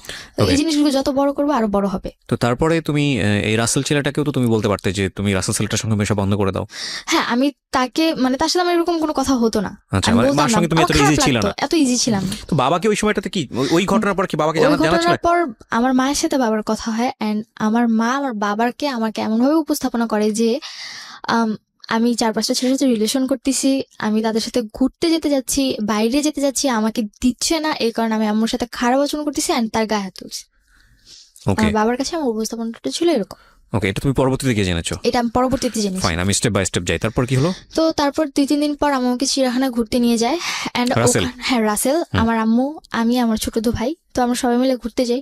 এন্ড ওই দিন যাওয়ার পর আমি আমার আম্মুর সাথে অনেকটা ফ্রি হই, যে না ওই দিন তার আচরণটা অনেক ভালো ছিল, আমার কাছে খুব ভালো লাগে। এন্ড আমি কখনো আমার আম্মুর কান্না সহ্য করি, যাই হোক আমার আম্মু যদি একবার কান্না করে তারপর আমার আর কিছু দরকার নেই। তো পরে রাসেলের সাথে ঘুরতে যাই, এন্ড ওইখানে দেখি যে রাসেল আমাদের ফুল ফ্যামিলিকে খুব ভালোভাবে হোস্ট করতেছে, আই মিন টেক কেয়ার করতেছে, জিনিসটা আমার খুব ভালো লাগে। এন্ড আমার টেক কেয়ারটা খুব বেশি করতেছে। এই ধরনের ব্যাপার কি তুমি তোমার বাবার কাছে কখনো পেয়েছো, যে লাইক তোমার বাবা তোমাদের কোথাও নিয়ে যাও? কখনো কোথাও নিয়ে যায়নি আমাদেরকে। আমার যে 13-14 বছর বয়সে আমি কখনো আমার বাবাকে আমাকে মার্কেটে নিয়ে যেতে দেখি। আজকের এই স্টোরিটা is very sensitive story, cause আপনারা বুঝে গেছেন এতক্ষণে যে স্টোরিটা কোন দিকে যাবে। কিন্তু স্টোরির ওই মোমেন্টের জন্য যারা ওয়েট করতেছেন তাদেরকে আমি বলবো যে লিভ দ্য স্টোরি, শোনার দরকার নেই আপনাদেরকে। কজ আজকের স্টোরির লেসনটা একটা মেয়ের বড় হয়ে ওঠা, মেয়ের জায়গাটা একটা ছেলেও হতে পারে, তার বড় হয়ে ওঠা এবং অত্যন্ত গোপনীয় একটা সামাজিক টানাপোড়েন বা ফ্যামিলিগত একটা টানাপোড়েন, সেই জায়গাটাকে তার ব্যক্তিত্ব বিকাশ, সব কিছু মিলিয়ে এটা খুব টাফ অ্যান্ড ভেরি সেন্সিটিভ একটা স্টোরি। এবং এই জায়গাটা থেকে আপনাদের যদি কিছু নেবার থাকে যে না আমি আমার সন্তানকে কীভাবে বড় করবো, আমার সন্তানের সাথে আমার আচরণটা কী হওয়া উচিত, বা সন্তান হয়ে বাবা মার প্রতি আমার কী পরিমাণ রেসপেক্ট দেখানো উচিত, কোন জায়গাটাতে আমাকে প্রাইভেসি মেনটেন করা উচিত, কোন জায়গাটাকে আমাকে এক্সপ্লোর করা উচিত, তাহলে বলতে পারবো আমাদের সিক্রেটটা সার্থক। আর যারা এন্টারটেনমেন্ট হিসেবে নিচ্ছেন যে না কী হয় দেখার জন্য, প্লিজ লিভ দ্য স্টোরি। বলো তারপর। তারপর বাইরে ঘুরতে যাই, এন্ড তার টেক কেয়ারিংটা আমার কাছে খুব ভালো লাগে, যে সে আমাদের উপর খুব ভালো কেয়ার করে, অ্যান্ড তার আচরণটা আমার কাছে খুব ভালো লাগে। অ্যান্ড তারপরে তার সাথে আমি অনেকটা ফ্রি, মানে রাসেলের সাথে আমি অনেকটা ফ্রি কথাবার্তা বলি। তো তখন এপ্রিল মাস, মানে ভ্যালেন্টাইন ডে। তো না এপ্রিল মাস, বৈশাখ, পয়লা বৈশাখ। অ্যান্ড পয়লা বৈশাখে সে আমাকে একটা ফুল কিনে দেয়। অ্যান্ড আমার স্কুলে প্রোগ্রাম ছিল, প্রত্যেক পয়লা বৈশাখে আমার স্কুলে প্রোগ্রাম হয়, তো আমি স্কুলে যাব, অ্যান্ড আমার খোপার জন্য ফুল লাগবে, ফুল ছিল না, তো এ কারণে উনি পরবর্তীতে আমাকে যখন ফুল কিনে দেয় আমার কাছে খুব ভালো লাগে। এটা তোমার মা জানতো? হ্যাঁ আম্মু বলেই কিনে দিয়েছিল। তো তখন আম্মুর সাথে রাসেলের কন্টিনিউ কথা হচ্ছে। তো তোমাদের বাসায় আসা যাওয়া করে? হ্যাঁ আসা যাওয়া হচ্ছে। এন্ড আমি প্রাইভেট টাইম পাস করে? হ্যাঁ প্রাইভেট, মানে আমি যখন থাকি না তখন আসে, বা আমি যখন ঘুমোচ্ছি তখন এসে কথা বলে, বা আমি যখন রুমে চলে গেছি তখন তাদের মধ্যে একটু ডিস্টেন্স রাখি, যে হয়তো বুঝতে পেরেছি যে আমার এগুলো পছন্দ না তখন। তো পরবর্তীতে তখন এই সময়টাতে কি তুমি তোমার বাবাকে রাসেল সম্পর্কে বলেছো? যে সময়টা তুমি তখনও বলনি? তখনও বলিনি। এই প্রাইভেসিটা তুমি মেইনটেইন করেছো কেন? সিক্রেটটা তুমি মেইনটেইন করেছো? এই জিনিসটা আমি মেইনটেইন করেছি কজ আমার বাবার সাথে আমার মাসে 2-3 মাসে একবার কথা হতো। 2-3 মাসে একবার? তাও কেমন আছো, ভালো আছো কিনা, এইটুকুই। তার মানে বুঝুন আপনি যে ওর কি পরিমাণ দূরত্ব ছিল ওর বাবার সাথে এবং ওর মায়ের সাথে। বলেন তারপর পয়লা বৈশাখ গেল, এন্ড পয়লা বৈশাখের পর রাসেল আমাকে প্রপোজ করে। প্রপোজ করাটা কিরকম ছিল? প্রপোজ করাটা এরকম ছিল যে ও পরের দিন সিলেট চলে যাচ্ছে, আগের দিন রাতে বাসায় মিট করতে আসে আমার ফুল ফ্যামিলির সাথে। তখন কোথায় থাকতো? ও থাকতো আমার বাসা থেকে 2-3 মিনিট দূরে একটা বিল্ডিং এ থাকতো। ওখানে কি ভাড়া থাকতো? ভাড়া থাকতো। ভাড়া থেকে পড়াশোনা করতো? মেসে থেকে পড়াশোনা করতো। আচ্ছা, এবং ওর বাড়ি কোথায় ছিল? বাড়ি ছিল বরিশাল বরগুনাতে। এখানে থেকে সে পড়াশোনা করতো? শুধুই পড়াশোনা করতো? শুধু পড়াশোনা। ইউনিভার্সিটিতে পড়তো? হ্যাঁ, তিতুমিরে 3rd ইয়ারে পড়তো। তিতুমিরে 3rd ইয়ার পড়তো। ওকে, বলো তারপর। তো তারপরে রাতের বেলা যখন সে আসে তখন সে আমার একটাই কথা বলে যে তুমি যদি কিছু মনে না করো আমি তোমাকে কিছু বলতে চাই। পরে আম্মু তখন আবার বাইরে রান্নার রুমে কিছু তার জন্য আয়োজন করতেছিল। তারপরে জি বলেন। তো পরে বলতেছে যে তুমি তো আমাকে মামা বলে ডাকো, বাট কিছু মনে করো না, তোমাকে আমার খুব ভালো লাগে। তো হয়তো ওই জিনিসটা আমার মধ্যে খুব ভালোভাবে বা যেভাবেই হোক এটা করা না রে, যে না কেউ আমাকে সেকেন্ড টাইম আবার প্রপোজ করেছে। ক্লাস 7 এর পরে? হ্যাঁ 7 এর পর। তারপর সে ওইটা বলে চলে যায়। সে আমাকে বলে যদি তোমার ভালো লাগে তাহলে আমাকে আজকে রাতে অন্তত একটা বারের জন্য হলো ফোন দিও, মানে একটা মিসড কল দিও অন্তত। তারপর আমি সেদিন তার সাথে আমার কোনো কন্ট্যাক্ট নেই, মানে আমি তাকে আর ফোন দিই না। আর আমার ফোনে ওরকমভাবে ব্যালেন্স ভরাও হতো না যে আমি কাউকে ফোন দিতে পারবো। তো আমি তাকে আর ফোন দিই না। পরবর্তী দিন সে আমাকে ফোন দেয় সিলেট যাবার পর। ওই দিন রাতে তার বাস ছিল, সিলেট চলে গেছিল, দেন তারপর আমাকে ফোন দেয়। আমরা এখানে একটা বিরতি নেব প্রিয় শ্রোতা, ছোট্ট একটা বিরতি। আশা করছি আমাদের সাথেই থাকবেন। আমরা আমাদের আজকের এই এপিসোডটি আপলোড করেছি আমাদের ইউটিউব চ্যানেলে। ওখানে আপনারা সুভার ছবি দেখতে পারবেন, যতটুকু দেখানো সম্ভব হয় ততটুকুই। আমাদের ইউটিউবের ঠিকানা হচ্ছে www.youtube.com/dfm904। আমি আবারও বলছি youtube.com/dfm904। আপনারা চ্যানেলটি অবশ্যই সাবস্ক্রাইব করে আবারও ফিরছি আমাদের সুভার কাছে। হ্যাঁ, সিলেটে গেল। হ্যাঁ, তারপর যখন উনি পরের দিন আমাকে ফোন দিল, তারপর আমাকে বললো যে তোমার কি আমাকে কোনোভাবে ভালো লাগে না যে তুমি আমাকে একটাবার ফোন দিলা না? আমি বললাম যে আমার ফোনে ব্যালেন্স ছিল না, তাই আমি ফোন দিতে পারিনি। তো যখন এই কথা বলি তখন বলে যে থাক, আমার আর কোনো অ্যান্সারের প্রয়োজন নেই, আমি অ্যান্সার পেয়ে গেছি। পরে তার সাথে আমার কন্টিনিউ কথা বলা। তো পরবর্তী দিন থেকে আম্মুর ফোনে দেখি যে যেহেতু আমি রাসেলের সাথে কথা বলছি, তার মানে আমার আম্মুর ফোন যদি ওয়েটিংয়ে থাকে বা কথা বলে, সে আরেকজনের সাথে কথা বলছে।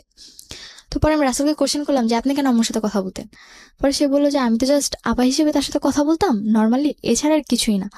আর আমি আমার লাইফের ব্যাপারে বা আমার ফ্যামিলি মেম্বারের ব্যাপারে কথা বলতাম, আদার্স কিছু না। আমি বললাম যে তাহলে যে আপনি হাত টাত ধরতেন এগুলো, বলছে এগুলো তো জাস্ট বোন হিসেবে আমি তার হাত ধরতাম। এটা কি মানে ভালো লাগা বা প্রপোজিং এর একদম প্রিলিমিনারি পর্যায়ে তখনই কি তুমি জিজ্ঞেস করলে এটা এই বিষয়গুলো, নাকি তার আগে জিজ্ঞেস করে?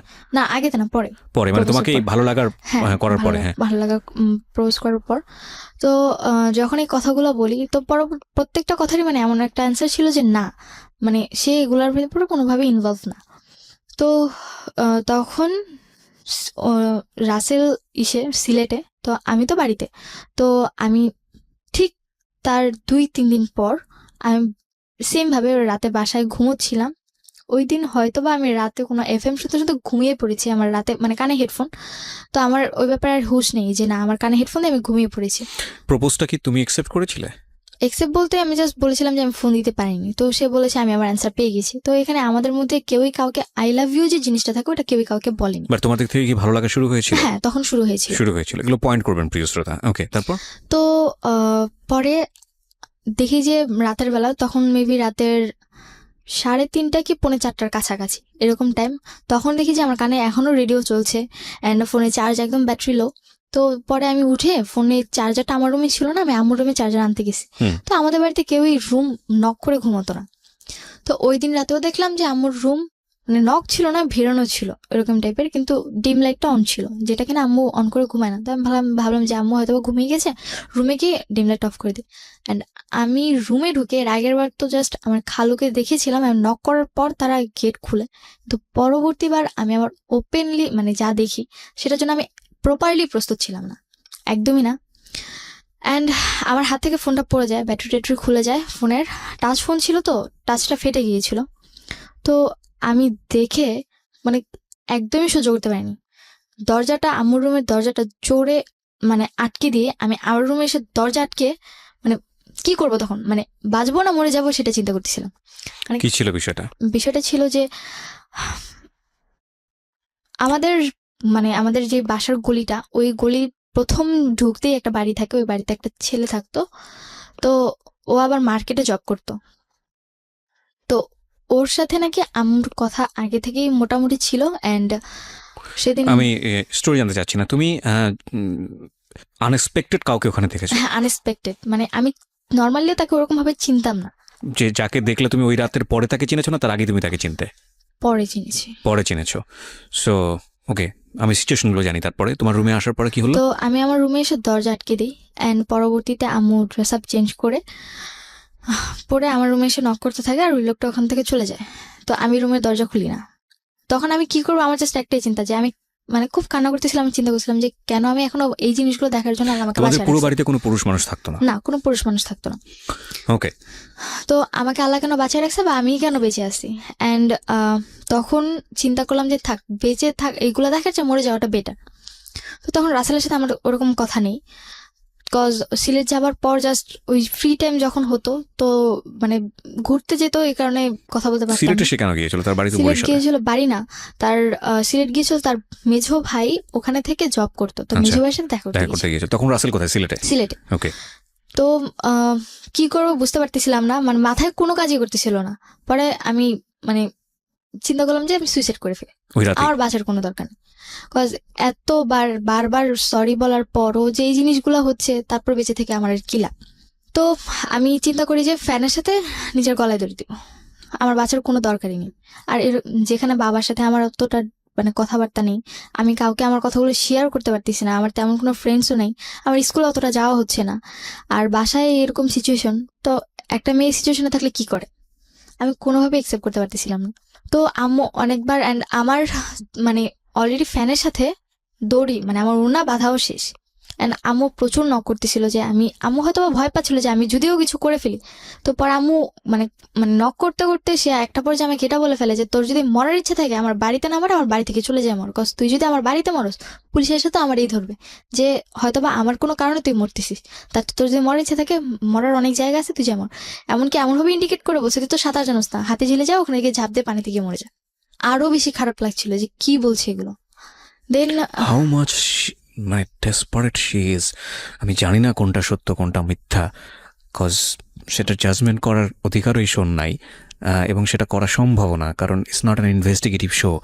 বাট এগুলো একটা ফ্যামিলিতে যদি হয় কি অবস্থা দাঁড়াবে, এবং মানে যে পক্ষর কথা বলছে সে পক্ষ কতটা ডেসপারেট এই বিষয়টাতে, ভয়ানক। বলুন তারপর।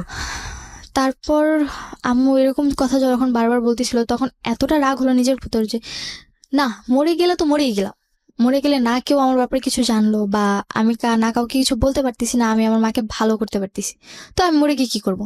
তার চেয়ে ভালো মানে যতটুকু মানে তখন মনে হচ্ছিল যে না আমি একটা যুদ্ধের ময়দানে চলে এসেছি, আমাকে ফাইট করে বাঁচতে হবে এখন, যদি আমি ফাইট না করতে পারি তাহলে আমাকে কেউ মেরে ফেলবে। ক্লাস 9-এ বড় তখন? তখন আমি ক্লাস 9-এ, আর মাঝামাঝি সময় মানে জুন জুলাই এরকম। পড়াশোনা করতে পারতে? পড়াশোনা বলতে আমার ওরকম পড়াশোনা হতো না, পরীক্ষার আগে রাতে যদি একটু পড়তাম তা ওই অবধি হতো। তোমার গ্রুপ কি ছিল? আমার গ্রুপ ছিল কমার্স। কমার্সে, ওকে। অ্যান্ড ছোটবেলা থেকেই মানে আমার আম্মু যেটা বলতো যে আমার বেশি পড়ার প্রয়োজন হতো না, যদি আমি অল্প পড়তাম তাহলে আমার মানে সিলেবাস কভার হয়ে যেত। তো কি করব বুঝতে পারতেছিলাম না, পরে আমি গেট খুললাম, অ্যান্ড গেট খুলে আম্মু দেখে যে মানে ওড়নাটা ফ্যানের সাথে বাঁধা। পরে আম্মু আমার হাত ধরে মানে চুলের মুঠি ধরে আমাকে তার রুমে নিয়ে গিয়ে ধাক্কা মারে, অ্যান্ড কি বলে ওয়াইড্রপ যে থাকে সেটার সাথে লেগে আমার কপালটা কেটে যায়। অ্যান্ড যখন আমার কপাল কেটে যায় তো পরে বলে যে তোর যখন এতই মরার ইচ্ছে এখানে কেন তুই মরবি, তুই বাইরে গিয়ে মর, তোর দরকার নেই এখানে থাকার বা এখানে বাঁচার। তো এই কথাগুলো যখন বলতেছিল খুব খারাপ লাগতেছিল, অ্যান্ড পরবর্তীতে সে আমাকে বেলুন নিয়ে মারতে শুরু করে, অ্যান্ড আমি লাস্ট অব্দি সহ্য করতে না পেরে তার মানে সে যেমন আমাকে মারছে আমিও তাকে মারছি। মানে তুমিও গায়ে হাত তুলে? হ্যাঁ, গায়ে হাত তুলছি লাস্ট অব্দি, বিকজ আমার সহ্য করার ক্ষমতা নেই, বিকজ এখন যদি আমি গায়ে হাত না তুলি তো হয় আমি মরে যাব, আর তা না হলে মানে কোনো একটা কিছু করে ফেলবো অঘটন, তো তার চেয়ে ভালো দেখি কি হয়। তো আমি তার গায়ে হাত তুলি, অ্যান্ড লাস্ট আমি তাকে মানে জাস্ট মানে যে ডাল ঘুটনি ছিল ওটা দিয়ে তার পায়ে দুটো বাড়ি দিই, এর বেশি আর কিছু করি না। অ্যান্ড এই জিনিসটা সহ্য করতে পারে না। ওই রাতে আমার মামাদেরকে, আমার খালামুনিকে, আমার নানুকে ফোন করে আম্মু ডাকায় আনে যে দেখো তোমাদের মেয়েগুলা কি করতেছে। তো পরে মামার সবাই আসলেন, আমার তো মাথায় একদমই সেন্স নাই বলতে গেলে, এরকম আমি সবার সামনে চিৎকার করে বলতেছি আমার কি দোষ দেখতেছো তোমরা, আমি কি করছি, আমি গায়ে হাত তুলে দোষ করছি, তাহলে ও যে রাতের পর রাত ছেলে এনে বাসায় থাকে, লোক এনে বাসায় থাকে, এটা কি ওর দোষ না? তুই তো গাড়ি করছিলে? হ্যাঁ, তুই তো করে বলছি। তো পরে মামারা বলতেছিল যে এই মেয়ে তো পুরো খারাপ হয়ে গেছে, এর তো মানে মামাদের কথা এরকম ছিল যে আমি পুরোপুরি খারাপ হয়ে গেছি, অ্যান্ড মায়ের নামে আজে বাজে কথা বলতেছি, সে যাই অন্যায় করুক না কেন সে আমার মা, কিন্তু আমার মাথায় তো ওটা নেই যে না সে আমার মা, সে কেন অন্যায় করছে, আমার কথা এটা কেন করবে, এইটুকু আমার মাথায় ছিল। অ্যান্ড মামারা আমার সাথে প্রচুর খারাপ আচরণ করতেছিল, মানে তুমি যেগুলো বলছো সেগুলোকে তারা একদমই বিশ্বাস করে? একদমই বিশ্বাস করতেছে না।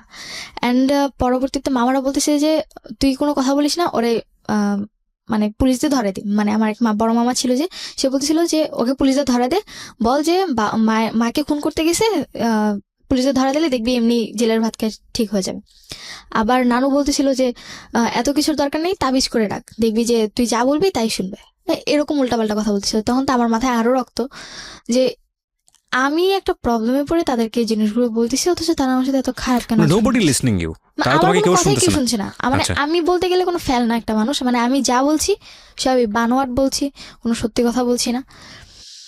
খুব ক্রিটিক্যাল সিচুয়েশন প্রিয় শ্রোতা, এখানে যদি কেউ শুনেও সমাধানটা কি হবে, খুবই ক্রিটিক্যাল। একটু চিন্তা করবেন, আপনারা আপনাদের জায়গা থেকে হয়তোবা মার দিকে আঙ্গুল তুলছেন, হয়তোবা কি তাই তুলছেন, আমি ডেফিনেটলি শিওর, কিন্তু মা আর মেয়ের সম্পর্ক তো যেটাই হোক না কেন, মা আর মেয়ের সম্পর্ক, এই জায়গাটা কিন্তু একটা সমাধানের জায়গায় আসতে হবে। এবং এটার সমাধানটা কি? কজ এমন একটা হস্টিলিটি সম্পর্ক গ্রো করেছে দুজনের মধ্যে, এবং এত ভয়ানক একটা রিজনে যেখানে সমাধান দেওয়ার মতো কেউ নেই, এবং পুরোপুরি ওর পক্ষে কেউ নেই, সবাই নিচ্ছে ওর মায়ের পক্ষে। সেটাই হয়তোবা তাদের জায়গা থেকে স্বাভাবিক ছিল। এবং এটা আসলে কোন জিনিসটাকে কাটবে, পক্ষ নিলেই বা এটা সমাধানটা কি হবে? মানে এর চেয়ে ডিফিকাল্ট মোমেন্ট মার লাইফেও কখনো এসছে কিনা জানি না, এবং ওর লাইফে তো অফকোর্স আমি জানি না শেষ পর্যন্ত সেটার কি হয়েছে। তবে যারা আজকের এই গল্পটা শুনে অনেকে বিশ্বাস করতে পারছেন না, তাদেরকে আমি বলবো, আপনি নিশ্চয়ই পত্রপত্রিকা পড়েন, আপনি নিশ্চয়ই লাস্ট 2-4-5 বছরের ঘটনা যদি একটু পেছন দিকে যান, এইরকম একটা প্রেমের সম্পর্ক এবং অবৈধ সম্পর্কের কারণে নিজের ছেলে মেয়েকে মেরে ফেলেছে, এবং নিজের ছেলে মেয়েকে মেরে পত্রিকার শিরোনাম হয়েছে, হেডলাইন হয়েছে, এরকম অসংখ্য ঘটনা আপনি পাবেন। সো এতটা অবাক হওয়ার কিছু নাই। রেডিওতে ফর দ্য ফার্স্ট টাইম আমি বলি যে এইরকম একটা ডেসপারেট স্টোরি উঠে আসতেছে, আমরা চেষ্টা করতেছি এটার সমাধান খোঁজার জন্য। আমরা বিরতি নিচ্ছি প্রিয় শ্রোতা, এখানে আরেকটা ছোট্ট বিরতি নেব, বিরতির পর আমি নিশ্চয়ই ফিরে আসবো, আশা করছি আমার সাথেই থাকবেন। ছোট্ট একটা বিরতি, ঠিক রাত 12। তারপর ওই দিন রাতে পরে মামারা আমাকে উল্টাপাল্টা কথা বলে, অ্যান্ড পরবর্তীতে মামা বলে যে আমার রুমে আমাকে দিয়ে যায়, অ্যান্ড বলে যে তুই এই রুম থেকে বের হবি না, তুই যদি রুম থেকে বের হস তাহলে সত্যি সত্যি তোকে আমি পুলিশে দিয়ে দিব। এরকম কথা বলতেছিল। পরে আমি আমার রুমে চলে যাই, আমি আর কিচ্ছু বলি না। মামারা পরে চলে যায়। পরের দিন সকালবেলা আমার আশেপাশের মানুষ ওই যে রাতে চিৎকার চেঁচামেচি হয়েছে, তো ওগুলো শুনছে। তো পাশের বাড়ির কয়েকজন আসছেন, মানে 3-4টা নানু আসছে। ওরা জিজ্ঞেস করলো যে কি হয়েছে। তো আম্মু আবার সকালবেলায় মানে এর আগের বারের মতো গেটে তালা দিয়ে চলে গেছে নানু বাসায়। তো পরে আমি সবাই বললাম যে এরকম কাহিনী হয়েছে। পরে বলতেছে তাহলে তুই তো বাবাকে জানা। তো আমি তাদের কাছ থেকে ফার্স্ট ইন্সপিরেশন পাই যে না, আমি আমার বাবাকে জানাবো। কারা এটা বলে? আমার পাশের বাড়ির লোকেরা, পাশের মানে বাড়ির আমার লোকেরা। প্রতিবেশীরা। তো পরে আমি বাবারে ফোন দিই। তো এর আগেই নাকি আমার আম্মু উল্টাপাল্টা অনেক কথা আমার বাবারে বলে এক্স্যাক্টলি, যেটা রাখছে। তুমি অনেক আগে আমাকে বলেছো। হ্যাঁ। তো পরে আমি যখন বাবারে ফোন দিই, মানে বাবার ডিরেক্টলি নাম্বার, আমার বাবার মুখস্থ ছিল নাম্বার, তো আমি ওই নাম্বারে ফোন দিই। পরে আব্বু আমার ফোন প্রথম কয়েকবার রিসিভ করে, তো আমার কাছে টাকা ছিল না, তো যার কারণে বাইরে ফোন দিলে টাকা বেশি কেটে নেয়। তো পরে আমি আমার নানুর কাছ থেকে, মানে যে পাশের বাড়ির নানু ছিল তার কাছ থেকে 100 টাকা নিয়ে আমার ফোনে লোড করিয়ে তার ফোন দিই। তো এর মধ্যে আমার রাসেলের সাথে কোনো কথা নেই, মানে রাসেলের সাথে আমার কোনো কথা হচ্ছে না টোটালি। তো পরে বাবা আমাকে পরে নেট নাম্বার দিয়ে ফোন দিয়েছে, কি হয়েছে, কেন তুমি এত পাগলামি করতেছো, কেন তুমি তোমার মায়ের গায়ে হাত তুলছো, তুমি কি আমার মেয়ে? আর বাবা আবার হাজি মানুষ ছিল, উনি 2 বার বড় হজ করেছে আর 18-19 বার ওমরা করেছে। ওকে।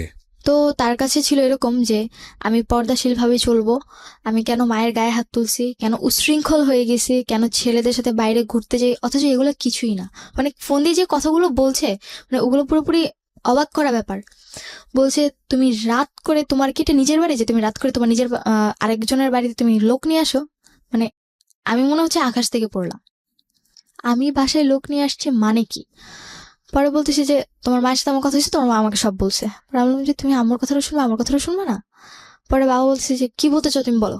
পরে আমি বললাম যে এরকম এরকম ঘটনা হয়েছে, আমি কাউকে আনিনি, এর আগে একবার লোক আনছে, এবার একবার লোক আনছে। তখন আমার মেজাজ খুব গরম ছিল। রাসেল আমার বয়ফ্রেন্ড বা আমার সাথে রিলেশন কিনা এত কিছু সেন্স আমার ছিল না। তুমি রাসেলের নামটা বলেছো? হ্যাঁ, আমি রাসেলের নামটা বলে দিয়েছি যে ও কিন্তু ওর সাথেও কথা বলে। এখানে 3টা মানুষের নাম অলরেডি উঠে আসছে।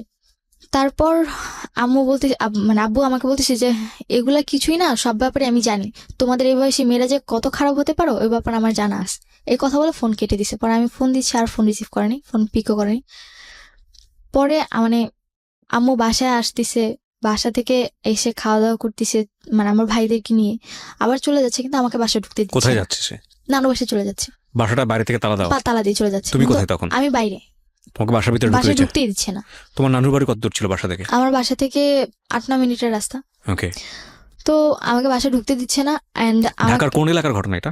এটা বাড্ডা এলাকা। বাড্ডা, ওকে। পরে এর মধ্যে তো তার আগের দিন রাতে আমার মামারা নানুরা এসে আমাকে অনেক কথা বলে গেছে, অ্যান্ড বলে গেছে আমি যেন টোটালি তাদের বাড়িতে না যাই। আমার মামা নানুদের কথা এরকম ছিল, যদি আমি ওই বাড়িতে যাই, যে আমার মামা তো বোনরা আছে, আমারটা শিখে নাকি তারা খারাপ হয়ে যাবে।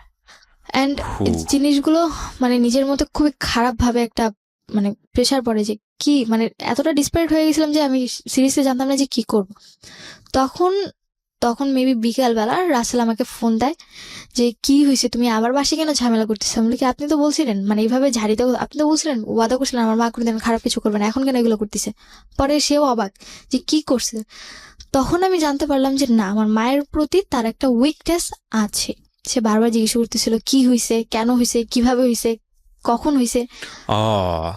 মানে কিউরিওসিটিটা এমন বেশি ছিল হ্যাঁ। যে আলটিমেটলি তো তার প্রতি কমিটেড ছিল। So, আমি যে বলতেছি আমারটা এতটা মানে ইম্পর্টেন্ট না, বা আমি যে একটা সিচুয়েশন আছে ওইটা ইম্পর্টেন্ট, শুধু মায়ের বিষয়গুলো জানতে চাচ্ছি। ব্যাপারগুলো জানতে চাচ্ছে। তো পরে আমি তারে বললাম সবটা। পরে সে বললো যে ঠিক আছে আমি আজকে আসতেছি, সে দেখতেছি কি হয়। তখন সে ওখান থেকে সিলেট থেকে রওনা দিয়ে দেয়। তো পরে মেবি তার সাথে আমার কথা হয়, আম্মু আবার তার কথা শুনতো, মানে সে যা বলতো তাই শুনতো। তো পরে রাতের যখন 10টা বাজে, বাই দ্য ওয়ে একটা কোশ্চেন আমি বোধহয় ছেড়ে যাচ্ছি, যেই ছেলেটার সাথে এই সম্পর্কটা বা আগের যে ছেলেটাকে নিয়ে তুমি এটা বললা, তাদের ফ্যামিলিতে তুমি চাইলে জানাতে পারতা? তাদের ফ্যামিলিতে জানাতে পারতাম চাইলে, কিন্তু আমি কি করে জানাবো? আমি তো তাদের ফ্যামিলির সাথে অতটা ইন্ট্রোডিউস না। আর আমার কথা আমার ফ্যামিলির কেউই বিশ্বাস করতেছে না, তাদের ফ্যামিলি কি করে বিলিভ করবে? এক্স্যাক্টলি। তুমি তো যখন তোমার মা সম্পর্কে কমপ্লেনগুলো করছো, নিশ্চয়ই কে এসেছিল রুমের মধ্যে সেটা তুমি জানতা। তো হ্যাঁ তাদের কথা নিশ্চয়ই তুমি তোমার ফ্যামিলিকে বলতেছিলা, তোমার হ্যাঁ, নানুকে আমার বলতেছিলা, সবাইকে বলতেছিলাম, তখন তারা তারা রেসপন্স? কেউই বিলিভ করতেছিল না। তাদের কথা ছিল এটাই, আম্মু বলতেছে আমি রাতে ঘুমোচ্ছি, ও কার সাথে ফোনে কথা বলছে, ওর মাথা বেরিয়ে গেছে, সে আমার সাথে খারাপ আচরণ হাউ ইট করতেছে, ইজ ঝগড়া করতেছে। পসিবল? মানে যখন তুমি কোনো একটা সিচুয়েশন বলতেছো এবং সেই সিচুয়েশনের জন্য কে দায়ী সেটাও তুমি বলতেছো, হ্যাঁ, তখন তো তাদের উচিত ছিল যে ওই আমার ছেলেটাকে কথা ডেকে নিয়ে আসা, শোনা। বা ওই যার এগেইনস্টে কমপ্লেন তাকে ডেকে নিয়ে আসা। হ্যাঁ, So, আমি এটাও বলছিলাম যে তুমি বিশ্বাস না করে তাকে ডেকে নিয়ে আসো, যে একটু আগে আমার বাসায় ছিল। যখন এই কথাগুলো বলতেছি তখন বলতেছি যে দেখছেন মানে আম্মু আমার মামাকে এভাবে বলতেছিল যে দেখছেন কতটা খারাপ হয়ে গেছে, এখন আউটলুক আনা আমার দিয়ে মানে আমার ফাঁসাইতে যেতেছে, এরকম কথা বলতেছে। ও গড, মানে আর মানুষের আমার- মতো একটু হলো সন্দেহ হওয়া উচিত। মানে এতটা ব্লাইন্ড সাপোর্ট কিভাবে আসে? মানে আই এম রিয়েলি কনফিউজ এই জায়গাটায়। ওকে, And পরবর্তীতে আমি মামাদের মুখ থেকে এটা শুনতে পারলাম যে আমি নাকি রাতে লোক এনে থাকতাম, এন্ড তাদেরকে বলতাম যে আমি যে তাদের সাথে থাকছি এটা না বলে বলবো, তাদেরকে বলে দিব যে তারা যেন আমার মায়ের সাথে এসে থাকছে, এটা যেন তারা সবাই বলে। তাদের মনে আমার মা বাবার মানে আমার মায়ের প্রতি এই বিলিফটা ছিল, ওকে, and তারা এই বিলিফটা করাইছে আমার আম্মু। পরে রাতের 10টার দিকে আমি বাসায় ঢুকে, and সারাদিন আমার না খাওয়া, আমার সারাদিনও কোনো খাওয়া নেই, and রাতে তো অলরেডি ঝামেলা হয়ে গেছে। তো আমি বাসায় ঢুকছি, অ্যান্ড ফ্রিজ থেকে জাস্ট 1 বোতল পানি নিয়ে আমি আমার রুমে এসে ঘুম, কজ সারাদিন অনেক টায়ার্ড ছিলাম। তো ঘুমিয়ে পড়েছি। পরের দিন সকাল 6টার দিকে রাসেল এসে আমাদের গেটে নক করে। রাসেল এসে গেটে নক করে, আম্মু গেট খুলে দেয়, অ্যান্ড দেখি অনেকক্ষণ রাসেল আমার সাথে কথা বলে। অ্যান্ড তখন মানে আমি সহ্য করতে পারতেছিলাম যে রাসেল আমার আম্মুর সাথে কথা বলবে, কজ হয়তো আমি ওর প্রতি অনেকটা উইক হয়ে গেছিলাম। তো আমি সহ্য করতে পারতেছিলাম না, আমি আমার রুমের দরজা নক করে বসে আছি। রাসেল অনেকক্ষণ এসে পরবর্তীতে আমার রুমে নক করে, পরে আমি গেট খুলে দিই। পরে আমাকে নিয়ে যায়, নিয়ে গিয়ে বলতেছি যে শোনো, মায়েরা ভুল করতেই পারে, তবুও তো তোমার মা, কিছু মনে করো না। তো আমার আম্মুর সামনে উনি এই কথা বলে। পরবর্তীতে আমার রুমে এসে আমাকে যেটা বলে যে তুমি যেটা করছো ঠিক করছো। আমি ফার্স্ট টাইম তার দিক থেকে একটা ইন্সপিরেশন পাই যে না, সে আমাকে বলছে আমি যেটা করেছি ঠিক করেছি। আমার মায়ের গায়ে হাত তুলেছি, প্রতিবাদ করেছি, তাকে জানিয়েছি মামাদেরকে। হ্যাঁ, তারা বিশ্বাস করছে না তাদের ম্যাটার, কিন্তু বলেছি তো। পরবর্তীতে তো যদি কোনো প্রবলেম হয় আমাকে ব্লেম দিতে পারবে না। তখন আমি রাসেলের কাছ থেকে এই জিনিসটা পাই। তো পরে রাসেল আমাকে আর কিছু বলে না। তো এরপরে রাসেলের সাথে রাতে আমার কন্টিনিউ কথা হতে থাকে, 2 ঘন্টা 3 ঘন্টা 4 ঘন্টা। তো আম্মুর রুমে কথা বলতো, আর আমি আমার রুমে থাকতাম। অ্যান্ড আম্মুর সাথে আমার টোটালি যে মা মেয়ের একটা ক্লোজ রিলেশন থাকে, ওই রিলেশনটা আর নেই। জাস্ট নর্মালি মানে মনে হচ্ছে যে আমি যেন তার বাসায় ভাড়া থাকছি, আর সে আমাকে জাস্ট নর্মালি টেক কেয়ার করছে, এইটুকুই। তো পরবর্তীতে দেখি যে মানে প্রথম কয়েকবার জিনিসগুলো দেখতে দেখতে পরে গায়েস হয়ে গেছে, যে রাতে তার সাথে এসে থাকছে, সে তার মতো থাকুক, আমি আমার মতো ভালো থাকলেই হয়েছে। এন্ড আমি আমার পড়াশোনাটা কন্টিনিউ করছি। প্রতিদিন রাতেই দেখছি একজন তোমার একজন বাবা আসছে। কোন ক্লাসে থাকতে যেন দেশের বাইরে গিয়েছিল? ক্লাস 8 লাস্ট দিকে। এই যে 8-এর পর থেকে এতগুলো ঘটনা তুমি দেখছো, এর আগে তো দেখতা না না, এরকম এর বাসায় আগে আসে? কিছুই দেখতাম না। এর মাঝখানে তোমার বাবা আর আসেনি? না, এর মাঝখানে বাবা কতদিন আসেনি। পর পর আসতো তোমার বাবা? বাবা যাবার পর 3 বছর পর এসেছিল, পরে গেছে। কি এখন করতো উনি? বিদেশে কি করতো? উনি বাইরে একটা কোম্পানি জব করতো। উনি কি ছুটি পেতো না নাকি উনি আসতো না? ছুটি না বলতে ছুটি দেওয়া হতো না, ওদের Okay. কন্ট্রাক্ট ছিল 5 বছর আগে ছুটি দিবে না, তবে 3 বছর পর যদি চায় তাহলে 2 মাসের ছুটি দিবে। ওকে, ঠিক আছে, বলো তারপর। তারপর তুমি যে রাসেলের সঙ্গে যে ঘন্টার পর ঘন্টা কথা বলছো, এটা তোমার মা জানতো ওই সময়? মা জানতো বলতে জানতো কথা বলে, কিন্তু কার সাথে কথা বলে এটা জানতো। এটা জানতো না। ওকে, তো পরে আমার সাথে যদি রাসেলের 3টা অব্দি কথা হতো, 3টার পর থেকে আবার রাসেল আম্মুর সাথে কথা বলতো। এটা তুমি পরে জেনেছো? পরে জেনেছি, যখন রাসেলকে কোশ্চেন করলাম, পরে রাসেল বলে যে তোমার ব্যাপারে কথা বলতেছি, ওর কথাটা ছিল এরকম। ফাইন, তুমি যে জায়গাটায় ছিলে সেটা হচ্ছে যে তোমার আম্মুর এরপরে এইসব বিষয়গুলো তোমার কাছে তেমন একটা পাত্তা পেতো না, তুমি তোমার মতো থাকতো, তোমার মা তোমার হ্যাঁ তার মতো লাইফ লিড করতো, এবং তুমি সেখানে কি কনফার্ম ছিলে যে এরপরেও এই ধরনের ঘটনা এরকম, ঘটছিল? হ্যাঁ এরপরেও ঘটতো? হতো, because আমি পরে টেক কেয়ার করতাম। তোমাদের রুমটা কি খুব পাশাপাশি ছিল? পাশাপাশি বলতে আমার রুম, তারপর একটা মাঝখানের রুম, তারপর আমার রুম। তো তোমার রুমে একটা গ্যাপ ছিল? ওকে।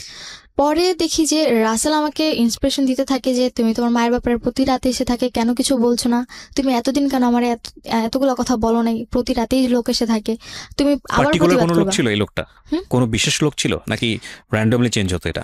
চেঞ্জ আপ বলতে তুমি আমি কয়জন লোকের সঙ্গে জানো এটা? আমি প্রথম দেখেছি 2 জন, পরবর্তীতে আরো 2 জন দেখেছি। ওকে, ঠিক আছে, বলো। হ্যাঁ, তো তারপর তোমাকে কি বলো? কন্টিনিউ 4 জন আসা যাওয়া করতো। পরবর্তীতে যখন আমি রাসেলের সাথে জিনিসটা প্রথমে শেয়ার করতে চাইনি, পরে ওর অনেক জোর জবরদস্তির কারণে পরে ওর সাথে যখন শেয়ার করলাম, পরে দেখলাম যে আমি যে ওর কাছে ব্যাপারগুলো শেয়ার করলাম সেই কথাগুলো ওকে আমার আমাকে বলে দিছে, এন্ড তখন তো আমার উপর আরো বেশি টর্চার। তোমার মা এসে কি বললো বিষয়টা নিয়ে? আমার মা জানলা এসে কিভাবে?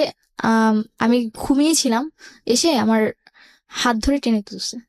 পরে আমি বললাম যে কি শুরু করছো তুমি এগুলো, আমাকে এরকম বলতেছে। পরে আমি বললাম যে আমি কি শুরু করলাম, বলে কি যে তাহলে তো একটা কাজ করতে পারো, মাইক নিয়ে মসজিদে গিয়ে মাইক নিয়ে ফুল এলাকাকে জানো আমি কি করি না করি, আর তোমার কথা কেউ বিশ্বাস করবে না, কজ ছোটবেলা থেকে আমি এলাকার মানুষ হয়েছি, তো আমার কথাই সবাই বিশ্বাস করবে। আমার কথাটা ছিল এরকম। আমি যে আমি কি বলছি, মানে তখন আমি পুরো আমি কি বলছি আমি কিচ্ছু বুঝতে পারতেছি না। পরে বললো যে তুমি কি মনে করো আমি কি কিছুই জানি না, আমি তো সবই জানি, তুমি রাসেলকে এইসব কথা বলছো, কেন বলছো এগুলা, কি চাও তুমি এগুলা। তো পরে আমি বললাম যে আমি কি বলছি তুমি রাসেলকে ডাক দাও, তারপর জিজ্ঞেস করি। পরে রাসেল আসলো, পরে রাসেল আসার পর পরে আমি জিজ্ঞেস করলাম আমি আপনাকে কি বলছি আর আপনি আমার আম্মুকে কি বলছেন। পরে বললো যে দেখো আমি তো ওরকম ইন্ডিকেট করে কিছু বলিনি তোমার আম্মুকে, জাস্ট এটুকুই বলছি যে কেন উনি এগুলা করে, এগুলো তোমার উপর খারাপ এফেক্ট পড়ে। মানে সে বুঝাচ্ছে যে সে আমার উপর অনেক টেক কেয়ারিং, সে আমার অনেক টেক কেয়ার করে, এই কারণে আম্মুকে বুঝাতে চাইছে, কিন্তু এই জিনিসটা তো আমার উপর ভালোভাবে ইফেক্ট পড়তেছে না। অ্যান্ড তার প্রতি আমার একটা বিশ্বাস হয়ে গেছে যে না উনি হয়তো আমার টেক কেয়ার করতেছে। দ্যাট মিন্স তুমি কি তাকে তখন লাভ করো? হ্যাঁ তখন তাকে লাভ তোমাদের করি। দ্বিপাক্ষিক বিষয়টা এরকম মানে মিউচুয়ালি ছিল যে না দুজন দুজনকে লাভ করো? হ্যাঁ দুজন দুজনকে লাভ করি, এটা আমাদের মিউচুয়াল ছিল, কিন্তু আমি কখনো সহ্য করতে পারতাম না যে সে আমার আম্মুর সাথে কথা বলে।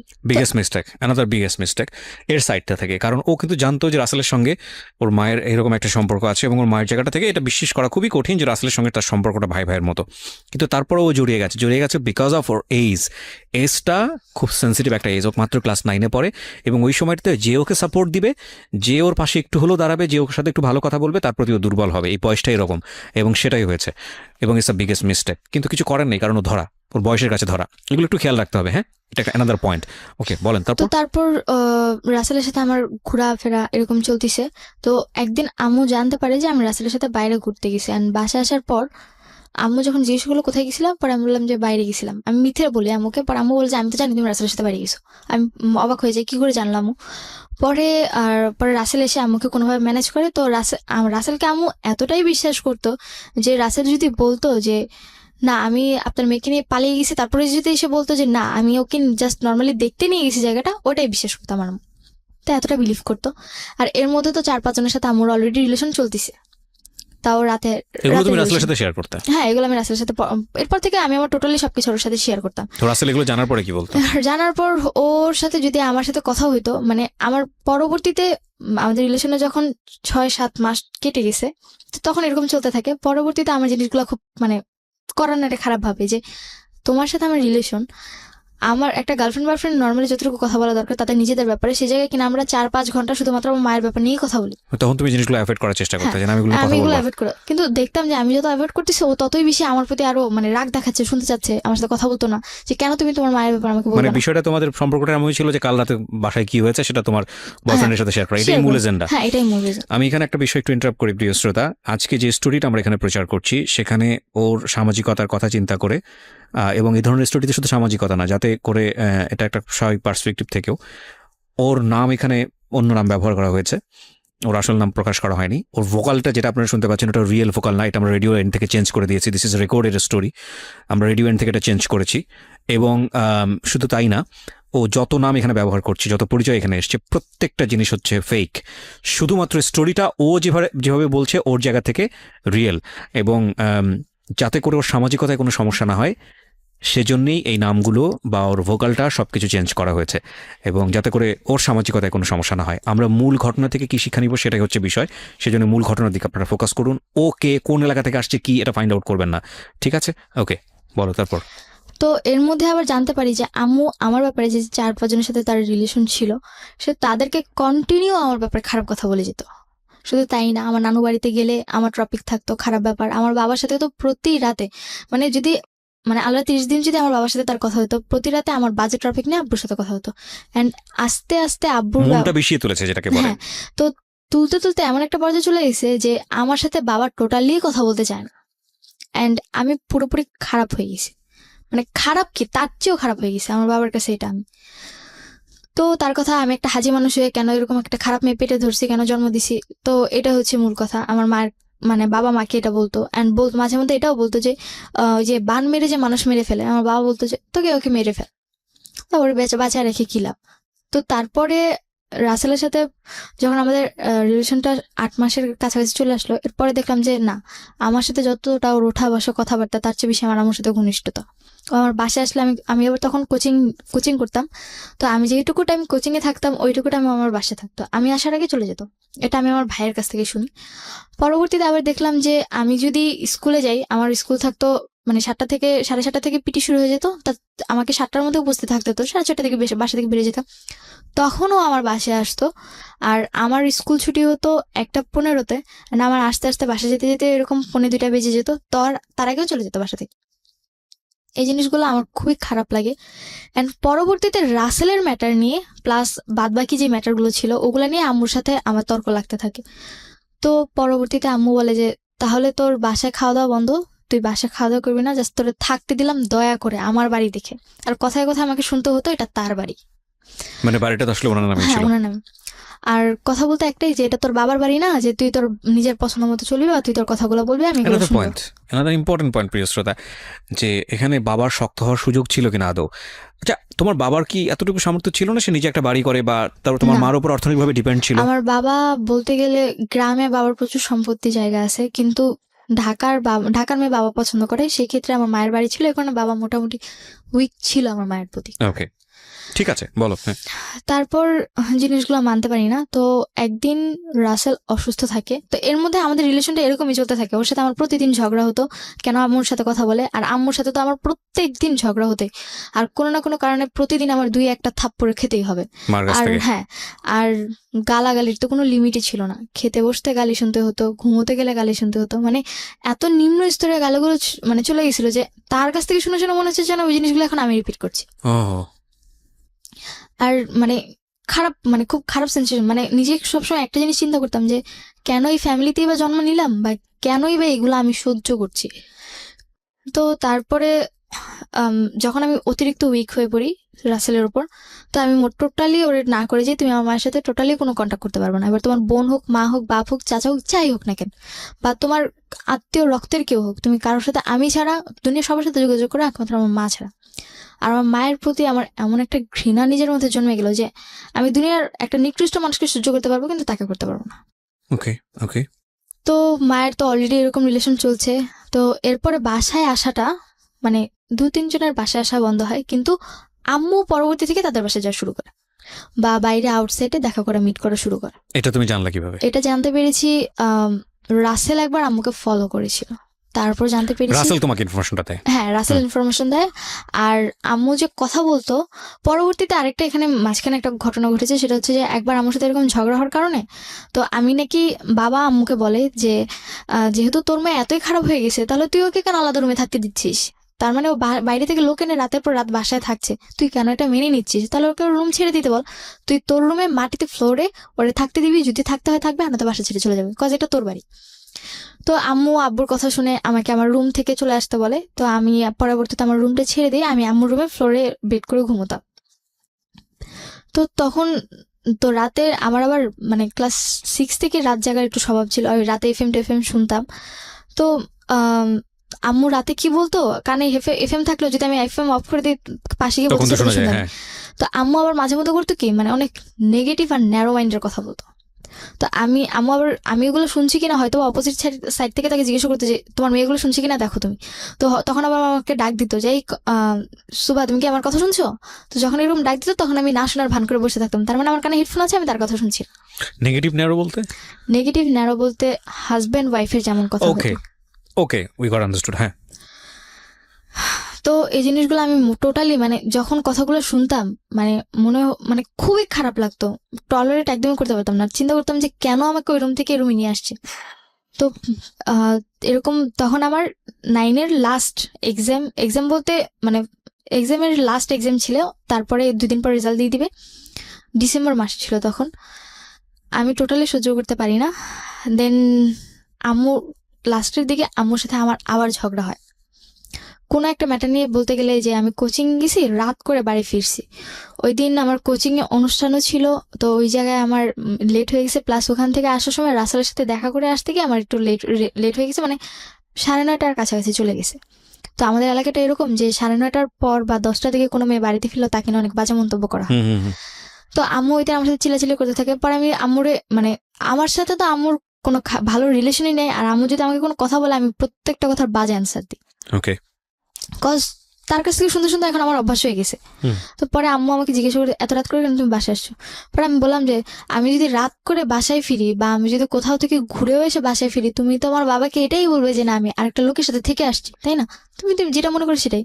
আমার অ্যান্সারটা ছিল এরকম। আর আমি রাত করে বাড়ি ফিরলে আম্মু প্রত্যেকটা দিন বাবাকে একটা কথা বলতো যে তোমার মেয়ের এমন একটা চাহিদা হয়েছে, মানে এত খারাপ কথা বলতো যে ওরা এখন ঘরে রাখা দেয়, এমন কিছু কিছু কথা বলতো যে বা হাজব্যান্ড ওয়াইফ কথা বলতে পারে, কিন্তু যখন একটা মেয়ের টপিক নিয়ে কথা বলে মায়ের কিন্তু উচিত যে না মেয়ের টপিকটি একটু মানে নিজের মধ্যে রাখা, কিন্তু সে কোনোটা রাখতো না, আরো বেশি করে বলতো।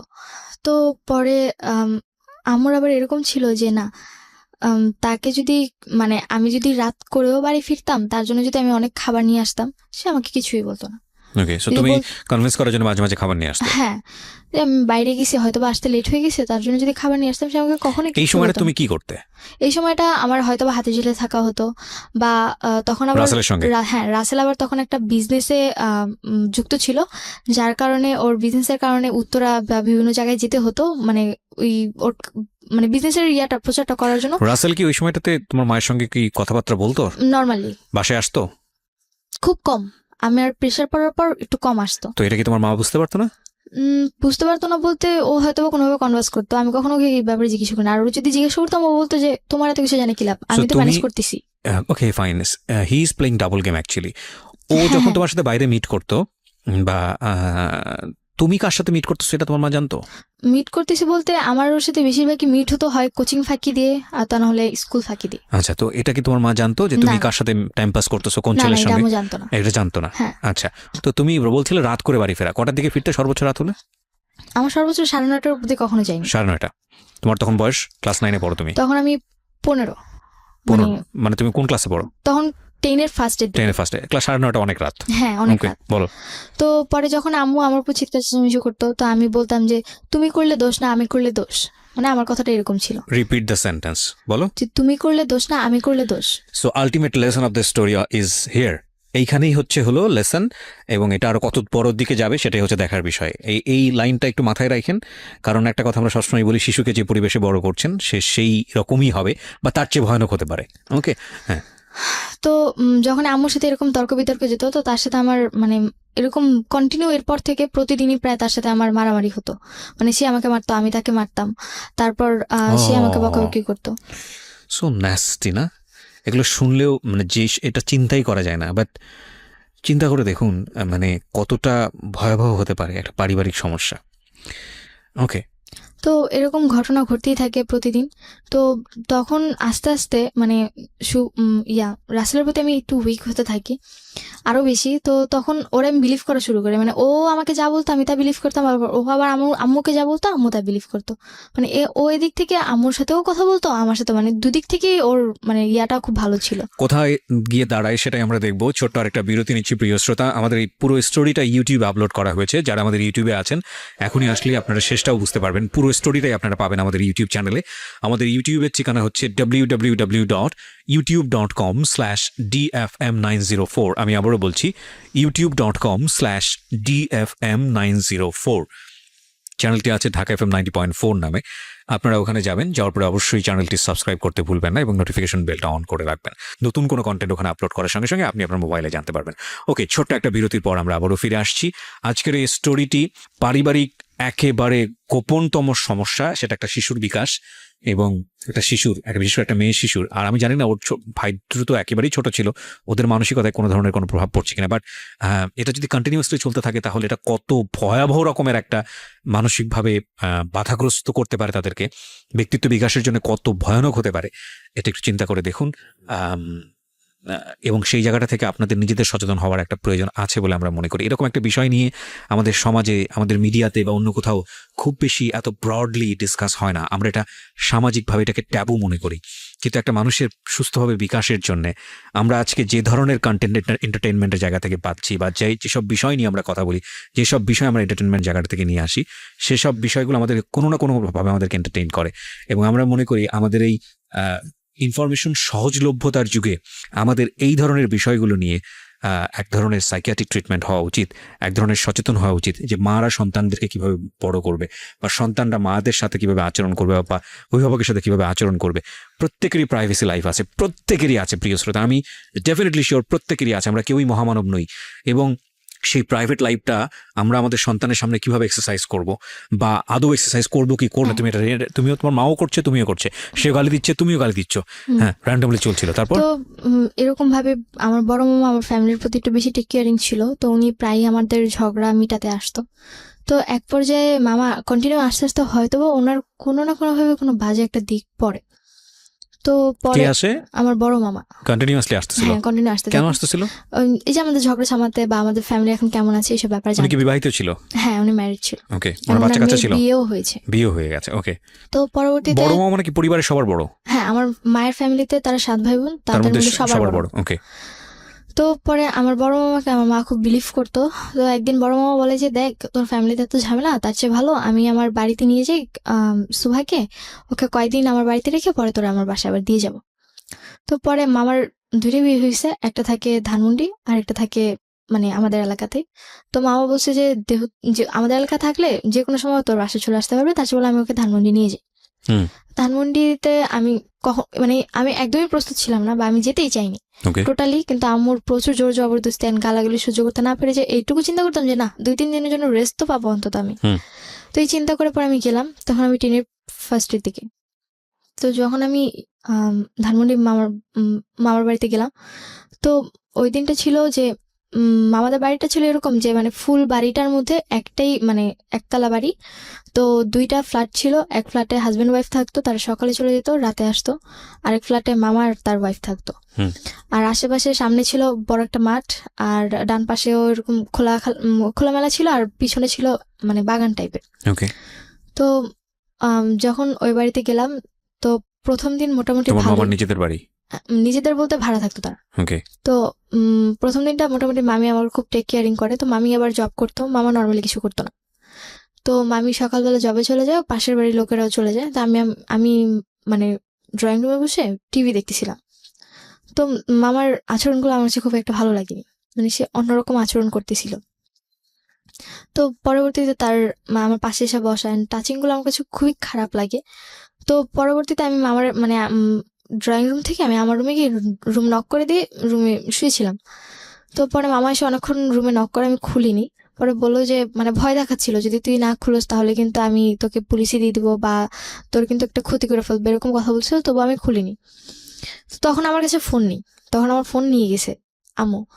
তো পরে আম্মুর সাথে কথা হচ্ছিল, পরে মামা ভেবে আম্মুরে ফোন দিছে যে তোর মেয়ে এত বেয়াদব যে কোনো কথাও শুনে না, আমাদের এখানে এসে খারাপ আচরণ করতেছে। আমি রুমে বসে কথাগুলো শুনতেছি, আম্মু কি বলছে সেটা তো আমি জানি না।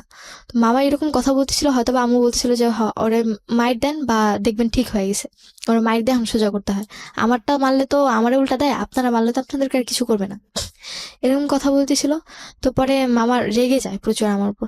অ্যান্ড পরে যখন আমি পরে অনেকক্ষণ দরজা, তোর মা কথা বলবে তোর সাথে, দরজা খুল। পরে আমি যখন দরজা খুলি, মামা আমার গায়ে হাত তুলে আমাকে একটা চড় মারে। অ্যান্ড এতটাই জোরে ছিল যে না, আমি 2-3 মিনিটের জন্য স্তব্ধ হয়ে গেছি। তো পরে আমি বললাম যে কি করতেছেন এগুলো আপনি? পরে অনেক আমার সাথে অনেক বাজে আচরণ করে, অ্যান্ড এক পর্যায়ে অনেক খারাপ সিচুয়েশনের মধ্যে উনি আমাকে রেপ করে। আমার লাইফে ফার্স্ট টাইম ছিল তখন। আমি প্রচুর চিৎকার করি কিন্তু কোনো লাভ হয়নি। হয়তোবা আমার চিৎকারটা কারো কান অব্দি যায়নি, বা হয়তোবা আমার ভাগ্যেই ছিল এরকম। ভাগ্যের দোষ দিয়ে লাইফটাকে ছেড়ে দিই যে কি করলাম এটা আমি। তো ওই দিন এই সিচুয়েশন যাবার উনি তোমাকে কি বলে এই ঘটনার পরে? এই ঘটনার পর আমাকে একটাই কথা বলে যে তোর মায়ের, মানে পরবর্তীতে ওনার মুখ থেকে আমি যেটা জানতে পারলাম যে হয়তো ওনাদের ফুল ফ্যামিলিটাই এরকম। বড় মামার সাথে আচরণ করার পর বলে যে আমার যে ছোট মামা ছিল উনিও নাকি এরকম কয়েক জায়গায় এরকম কিছু করছে। সো আমি যদি এগুলো কাউকে বলতেও যাই কেউ কখনো বিলিভ করবে না, আর এতে নিজের বদনাম হবে, নিজের মান সম্মান যাবে, প্লাস সমাজে কলঙ্কিত হব আমি। এই কথাগুলো বললে সমাজে হয়তোবা ন্যায় বিচার তো কখনো আমি পাবো না। তাদের কথা ছিল এরকম যে ন্যায় বিচার তো তুমি কখনোই পাবো না, আর আমাদের ব্যাপারে কিছু বলতে গেলে কেউ কখনো বিশ্বাসও করবে না, আর তাছাড়া তুমি এখনো 18 বছরের হওনি। তখন আমার সবচেয়ে বড় তখন এটাই মনে করতাম যে কেন আমি 18 বছরের আগে আমার জীবনে এগুলো আসতেছে, সহ্য করতে পারিনি।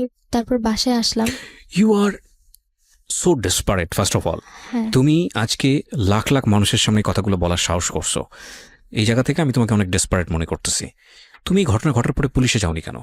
আমি গিয়েছি, গিয়েছো তুমি পরে পুলিশে? গেছি, অনেক আমরা পরে। আগাই প্রিয় শ্রোতা। হ্যাঁ, তো পরে আমি বাসায় আসার পর 2-3 দিন কোনো কথা নেই, অ্যান্ড যে জিনিসটা আমার কাছে অনেক কষ্টকর ছিল, ফার্স্ট টাইম আমার লাইফে এরকম কিছু অনেক পেইনফুল ছিল। পরবর্তীতে রাসেলের সাথে আমি ব্যাপারটা শেয়ার করি। ওটা কি ইন দ্য মিন টাইম ঘটনা ঘটার পরপরই শেয়ার করেছো? পর বলতে 4-5 দিন পর। ওকে।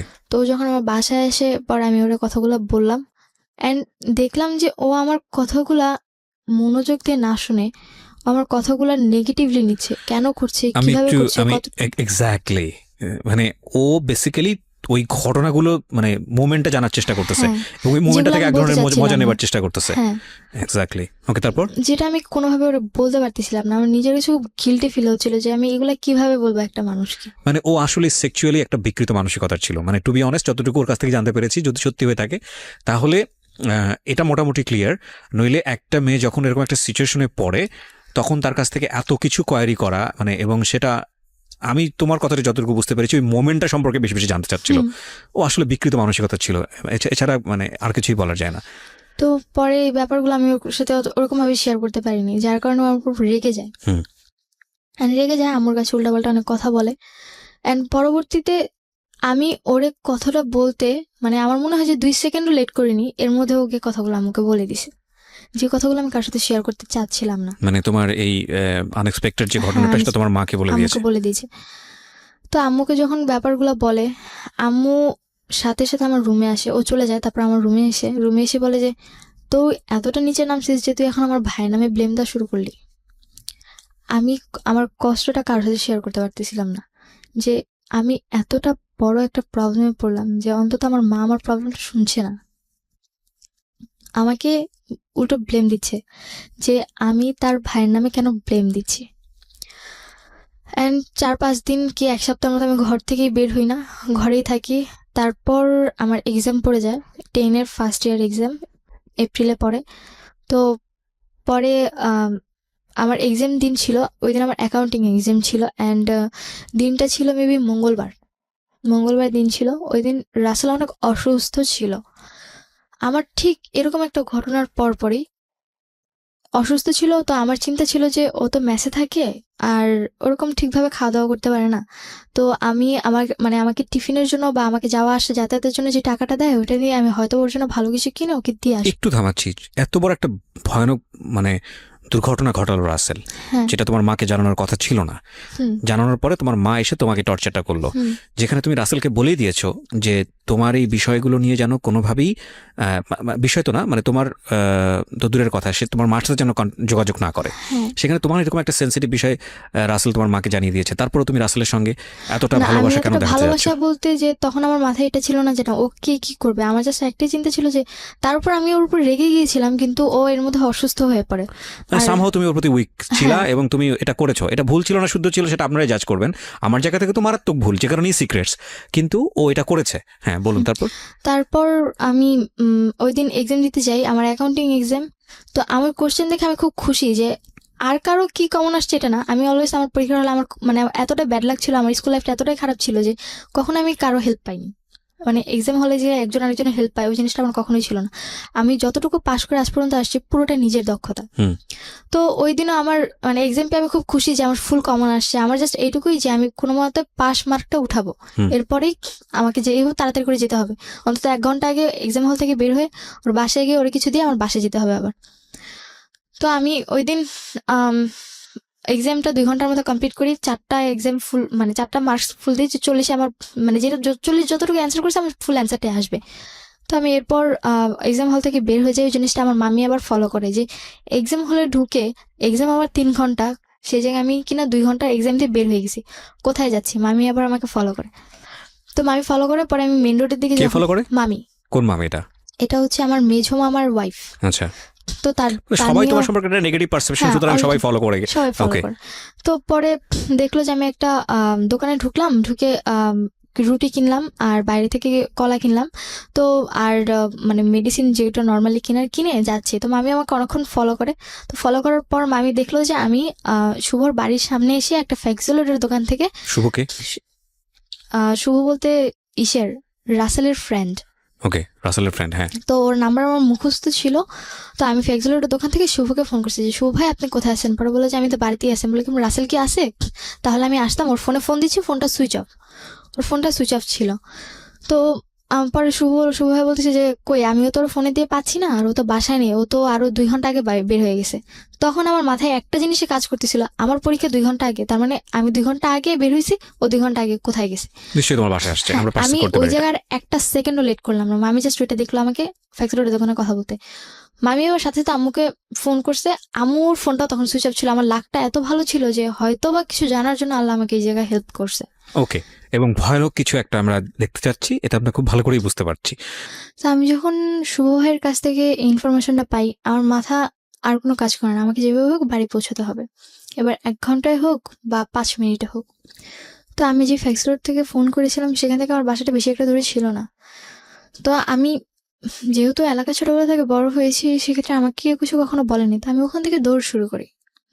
তো আমি বাসার গলির সামনে গিয়ে এক পর্যায়ে হাঁপিয়ে যাই। তো ওখানে একটু দাঁড়াই যে আমাকে দৌড়ে যদি আমি বাসায় যাই তাহলে ওরা নক পেয়ে যাবে, আমাকে এমনভাবে যেতে হবে যে না আমি হঠাৎ করেই আসছি। তো পরে আমি বাড়িতে মানে গেটটা, আসলেই মনে হয় ওই দিন আমার লাকটা খুব ভালো ছিল। গেটটা যখন আমি খুলি ওরা হয়তো বা কোনো টের পায়নি। আমি গেটটা আস্তে খুলে শুটা খুলে স্কুলের যখন আমি ঘরে ঢুকি, হয়তো আমার ছোট 2 ভাই তখন বের হচ্ছিল। তো এই জিনিসগুলো আমার ছোট 2 ভাইয়ের মধ্যে অনেক খারাপ প্রভাব পড়ে। ওরা মানে খুব খারাপ আচরণ করতে থাকে। অ্যান্ড এখনো পর্যন্ত আমার ছোট 2 ভাই মানে এতটাই খারাপ আচরণ করে, ওদের আচরণটা এতটাই মানে নিম্ন টাইপের। খারাপ বলতে অনেক খারাপ আচরণ করে, কারোর সাথে ভালো ব্যবহার করে। খারাপের তো বিভিন্ন রকমের টাইপ আছে। মানে কথা বলার স্টাইল ভালো না, বকা দিয়ে কথা বলে যাকে বলবে, আবার উগ্র আচরণ, অনেক উগ্র আচরণ, আর কারোর সাথে কোনো ভালো আচরণ করে না। ওই জিনিসগুলো হয়তো বা ওদের মধ্যে কোনো একটা এফেক্ট পড়েছে। তো আমার ভাই দুটো তখন বের হয়ে যায়। তো আমাকে আমার মানে মেজো যে ভাইটা ছিল আবার আম্মুর আবার সব কথা শুনে, তো ছোটটা আবার আমার কথা শুনে। মেজোটা দেখছে আমাকে, দেখে ও চাল থেকে চিৎকার করছে আম্মু আপু কিন্তু ঢুকলো বাড়িতে। মানে ও পাশের বাড়ি চালে মানে কয়েকটা ছেলে মিলে চালের মধ্যে ঘুরে উড়াইতেছিল। তো আমাকে দেখছে আবার। তো আমি যখন আস্তে করে ঘরে ঢুকে শুটা খুলছি তখন চিৎকার করেছে যে আম্মু আপু কিন্তু ঘরে ঢুকলো। এই কথাটা আম্মু শুনছে। শুনে তাড়াতাড়ি করে যেই উঠতে গেছে, আমি রুমের মধ্যে প্রবেশ করে যখন তাদেরকে এমন একটা সিচুয়েশনে দেখি যেটার জন্য সত্যি হয়তো বা আমার জন্য আনএক্সপেক্টেড ছিল। আমি ওখানে খাবারগুলো রেখে বসে, এটা তোমার জন্য আনএক্সপেক্টেড ছিল, বাট আমাদের জন্য সবার জন্য, যারা আমরা স্টোরিটা শুনছিলাম তাদের সবার জন্য এটা এক্সপেক্টেড ছিল। ওকে, অন্যান্য সবার ক্ষেত্রে এটা যেমনটা হোক নিজের ক্ষেত্রে মেনে নিয়েছি। হয়তো বা ওই দিক থেকে আমার কোনো উইকনেস ছিল না, কিন্তু অফকোর্স তোমার উইকনেস ছিল এবং একটা ভুল ছিল। আমি তো বলছি যে অ্যাডোলেসেন্স পিরিয়ডে ছিল, তুমি সবই তোমার মধ্যে প্রতিবাদ সত্তা গ্রো করেছে, কিন্তু লজিকটা গ্রো করেনি। লজিকটা যদি গ্রো করতো তাহলে তুমি নিশ্চয়ই ছেলেটার সাথে এভাবে জড়াতে না। হ্যাঁ। তো পরে যখন এই জিনিসগুলো দেখি আমার হাত থেকে কলার রুটি পড়ে যায়। তো আমার ছোট ভাইটা মানে মেজো যে ভাইটাও চাল থেকে তাড়াতে মানে পাশের বাড়ি চাল থেকে নেমে আমাদের বাড়িতে ঢুকে বয়স কত ওর? বয়স এখন চলতেছে মেবি 12, আর তখন ছিল মেবি 8 কি 9 এরকম ছিল।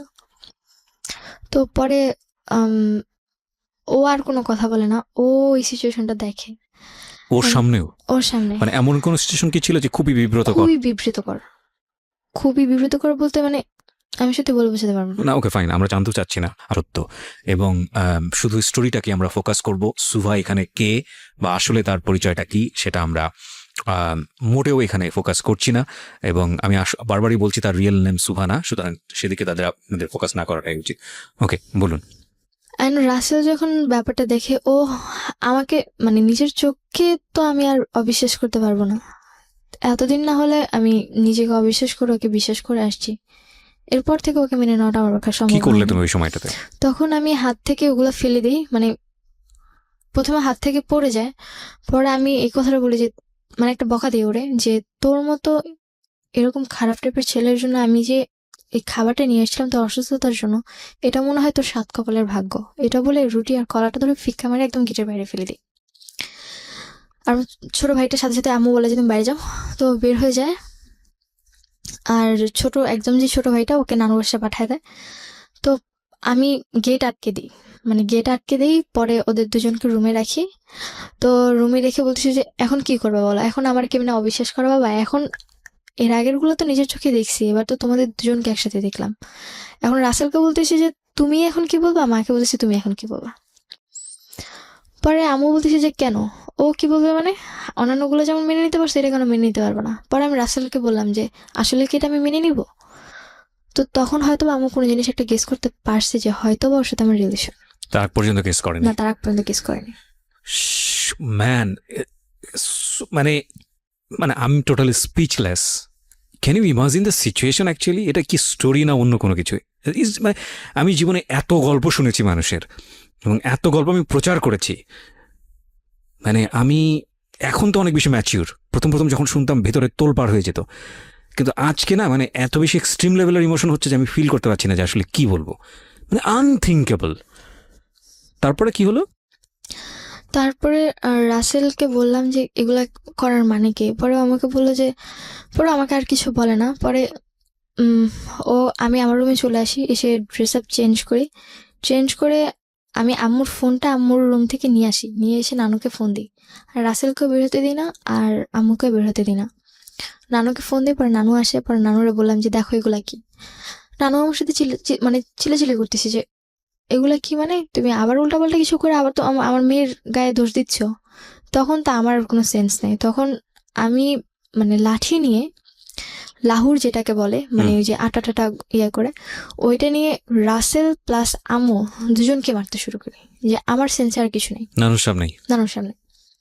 নানু আটকাতে পারছিল না, পরে নানুর গায়ে লেগে যায়। দেন আমি স্টপ হয়ে যাই, যেহেতু নানুর গায়ে লেগে গেছে এরপর তো আমার আর কিছু বলার নেই। দেন আমি বললাম যে এখন আমি কি করব বলো। নানুকে বলতেছি, পরে বলতেছি যে তুই মরেই যা, তোর মতো মেয়ে থাকার চেয়ে, তোর মতো নাতনি পরিচয় দেওয়ার চেয়ে না দেওয়া আমার অনেক ভালো। কি বলবেন, কাকে সুস্থ বলবেন, কাকে অসুস্থ বলবেন আমি জানি না। ওকে। তারপর রাসেল আর কিছু না বলে বের হয়ে যায়। পরে এরপর থেকে রাসেল আমার প্রতি উইকনেসটা দেখানো শুরু করে যে না, ও আসলে আমার প্রতি উইক। তো এই জিনিসটা আমার পক্ষে ওর প্রতি আর উইকনেস মানে উইক হওয়ার কোনোভাবেই সম্ভব না, আমার পক্ষে মেনে নেওয়াই সম্ভব না যে না, ওর মতো একটা মানুষকে আমি ভালোবাসি। তোমার মা কি বলতেছিল? তোমার মা তো বুঝলো যে আম্মু তোমার তো সাথে একটা যখন সম্পর্ক ছিল। বুঝতে পেরেছে যে আমার সাথে রিলেশন, তখন আম্মু আবার মানে এটা বোঝাতে চাচ্ছিল যে একদিক থেকে এই জায়গায় দুজনে গেম খেলে আমার সাথে। শুভ চাচ্ছিল আমাকে বোঝাতে যে ও আমাকে অনেক লাভ করে। শুভ মিন্স হোয়াট? মানে রাসেলের ফ্রেন্ড? রাসেলের ফ্রেন্ড। ও বোঝাতে চাচ্ছিল যে ও আমাকে মানে রাসেল আমাকে অনেক লাভ করে, কিন্তু ও যা করছে ওটা আমার আম্মু নাকি ওকে বাধ্য করছে, ফোর্স করছে। তখন আমার একটাই কথা ছিল, একটা ছেলে বা একটা লোক চাইলে একটা মেয়েকে রেপ করতে পারে, কিন্তু একটা মেয়েকে আদৌ একটা ছেলেকে রেপ করতে পারে? ওর কথাটা ছিল এরকম টাইপের। পরে যখন রাসেল এই জিনিসগুলো বারবার করতে থাকে, আমার পক্ষে মানে ওর ডিপ্রেশনগুলো নেওয়া সম্ভব হচ্ছিল না। প্লাস বাড়িতে আম্মু বারবার চাপ দিচ্ছিল যে যখন নানুরা সবাই জেনে গেছে, এই ফার্স্ট টাইম আম্মুর মানে নানুদের সামনে এই জিনিসটা আসলো, তাও শুধুমাত্র নানুর সামনে। তাও নানু বিশ্বাস না করতেও করেছিল লাস্ট অব্দি, কিছুটা হলেও তখন একটু শান্তি যে না, আদৌ একটু হলেও করেছে, আমাকে বিশ্বাস যে আমি সবটা মিথ্যে বলছি না। তো পরে যখন আম্মু শুরু করলো যে আমাকে রাসেলের সাথে বিয়ে দিবে, কিন্তু আমার এক পর্যায়ে যে আমার পক্ষে ওকে বিয়ে করা সম্ভব না। ঘেন্না লাগতেছে, মানে টু বি অনেস্ট এটাই মুখ থেকে বের হচ্ছিল আমার, যে কাকে ঘেন্নাটা করবো। আমি সরি টু সে তোমাকে আমার ভালো লাগছে না, কারণ লাগছে না কারণটা আমি বলি যে উইকনেসের তো একটা লেভেল থাকে। হ্যাঁ। তুমি ডেফিনেটলি আজকে যা বলতে আসছো এখানে সবকিছু স্বীকার করবা, এবং তুমি এইরকম একটা কিছু দেখার পরেও রাসেলের প্রতি তুমি যদি বিন্দুমাত্র সিম্প্যাথি দেখাও তাহলে আমি মনে করবো যে না, তোমার কিছু না কিছু প্রবলেম আছে। তুমি সেটা দেখাইছো, ডেফিনেটলি তুমি দেখাইছো। মানে এত ন্যাস্টি হয় কিভাবে একটা মানুষের স্টোরি। তারপর যখন আম্মু বিয়ে দেওয়ার জন্য প্রেশার দিচ্ছে, তো আমার পক্ষে কোনোভাবে করা সম্ভব না। আর আমি কি করে একটা মানুষকে বিয়ে করবো যার সাথে কিনা আমার মায়ের অলরেডি সম্পর্ক হয়ে গেছে। And you saw that, মানে তুমি দেখছো দেখছি, আমার নিজের চোখে দেখা, নিজেকে অবিশ্বাস কি করে করবো আমি। তো পরে মানে তারপরে থেকে লাইফে মানে এত পরিমাণে ডিপ্রেশন আসতে শুরু করলো, আমি আমার মোবাইল ভেঙে ফেলতাম, হাত কাটতাম, তারপর মাঝে মাঝে চেষ্টা করেছি ব্লেড নিয়ে হাত না কেটে নিজের গলায় দিয়ে দিই। একটা জিনিস খেয়াল রাখবেন প্রিয় শ্রোতা, আমরা সিচুয়েশনটাকে ডিনাই করতে পারি না। আমরা হয়তো ওকে হেট করব, আমরা হয়তো এটা শোনার পরে আমাদের গা ঘিনঘিন করবে, বাট সিচুয়েশন ইজ সিচুয়েশন, এবং এটা কারো ধার ধারে না। যার জীবনে ঘটেছে সেই জানে। কোনোভাবেই ওকে সাপোর্ট করার কোনো সুযোগ নেই। কিন্তু বয়সটা খেয়াল করে দেখুন, তখন তুমি কিসের, যখন এই ঘটনাটা ঘটে তখন আমি 10-এর এন্ডে আছো, মানে 7 কি সরি সেপ্টেম্বরে কি অগাস্টে। ওকে, ক্লাস 10-এর সময়টাতে, বয়স খুব বেশি হলে 15, 15.5 বা 16 দিকে যাচ্ছে। ওই সময়টাতে একটা মানুষের জীবনের প্রথম ভালোবাসা আমি বলবো, এটা ওর প্রথম লাভই বলবো। ফার্স্টে যেটা হয়েছে ওটা কোনো লাভ ছিল না, এবং ও কতটা ইমোশনালি অ্যাটাচ ছিল, সন্দেহ ছিল তীব্রভাবে অবশ্যই, কিন্তু ইমোশনালি অ্যাটাচ থাকে। এই সময়ে একটা মানুষ লজিক্যালি অনেক বেশি ব্লাইন্ড হয়। একটা কথা আছে, লাভ ইজ ব্লাইন্ড। সেই সময়ে ওর লাইফে দুইটা ঘটনা, একটা হচ্ছে পৃথিবীর জঘন্যতম ঘৃণ্যতম একটা ঘটনা, এবং সেই ঘটনাটা যাকে সে সবচেয়ে বেশি লাভ করে তার সঙ্গে। এখন এইটার ওর ব্যালেন্স করা ওর বয়সের জায়গাটা থেকে ইজ রিয়েলি ডিফিকাল্ট। এই জিনিসগুলোর জন্য একটু চিন্তা করি। হ্যাঁ, প্লিজ বলুন। তারপর রাসেলের বাবা আসছে, ওর ভাইরা আসছে, ওর কিসের জন্য আসছে? বিয়ের জন্য। আম্মু ওদেরকে ডাকা আনছে। তো পরে রাসেলের বাবা যখন আমার বাসায় আসছে, আম্মু বলতেছে তুমি রেডি হও, তোমাকে দেখতে আসবে আজকে। পরে বললাম তুমি যে, জানতে কে না দেখতে- বিষয়টা? না, আমি জানতাম না। পরে আমাকে বলতেছে কে দেখতে আসবে। পরে বললো যে রাসেলের বাবা আসছে।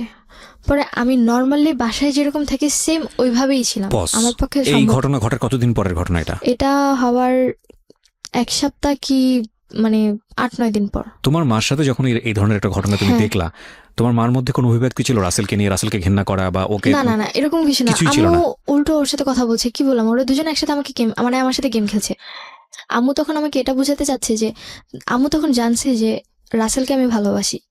তারপর ওর বাবার কথাগুলো খুব ন্যারো মাইন্ডেড ছিল। বলতেছিল যে আমি আপনার মেয়েকে দেখে নিচ্ছি না, আমি আপনাকে দেখে আপনার মেয়েকে নিচ্ছি।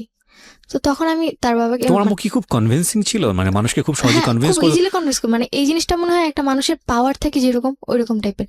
উনি যদি কারোর সাথে কথা বলে, আমি খুব সুন্দর করে সবসময় কনভিন্স করে ফেলতে পারে। এত সুন্দর করে কথা বলে যে মানে এখন চোখের সামনে যদি কোনো ঘটনা দেখে, ওর কথা শুনলে মনে করবে যে ওই ঠিক বলছে, Okay. যেটা দেখছে ওটা ভুল, মানে নিজে ভুল। এরকম অনেক পার্সোনালিটি আছে, এটা অস্বীকার করার কোনো And উপায় নেই। এই কারণে আমার লাইফে আরো সবচেয়ে বেশি প্রবলেম যে আমি কাউকে কোনো বিশ্বাসই করাতে পারছিলাম না এমন ভাবে। আর কান্না জিনিসটা আম্মুর এমন একটা জিনিস যে সে কান্না করলে যে তার চোখের পানি দেখলে জেগেও গলে যাবে, এরকম একটা ওকে, ইচ্ছে। সামহাউ তার এই কনভিন্সিং পাওয়ারটা হ্যাঁ। আছে। তো যে রাসেলের বাবা যে কথাটা বললো, তারপর তারপর আমি রাসেলের বাবাকে ডিরেক্টলি কোশ্চেন করলাম যে আপনার ছেলের সাথে যদি আমার বিয়ে হয়, সাপোজ, তখন আপনার ছেলের সাথে কি আমার মা সংসার করবে যে আপনি আমার মাকে দেখে আমাকে নিচ্ছে? এই ধরনের কথা কি তুমি সরাসরি তাকে সরাসরি বলে দিয়েছি।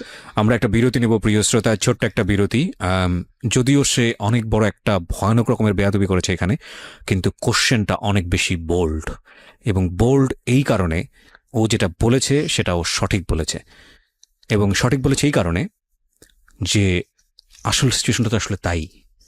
বিয়ে যাকে করছে তাকেই তো দেখা উচিত, তার মাকে কেন দেখবে বা তার পরিবারের অন্য বিষয়কে কেন দেখবে? হ্যাঁ, দেখবে অবশ্যই, কারণ সে যে সেই পরিবারে বড় হয়েছে সেটা অবশ্যই তাদের জন্য প্রয়োজন। কিন্তু যদি কোশ্চেনটা এরকম হয়ে যায় যে না, মেয়ে ফ্যাক্ট না, ফ্যাক্ট হচ্ছে মেয়ের মা, তাহলে কোশ্চেনটা অবশ্যই লজিক্যাল।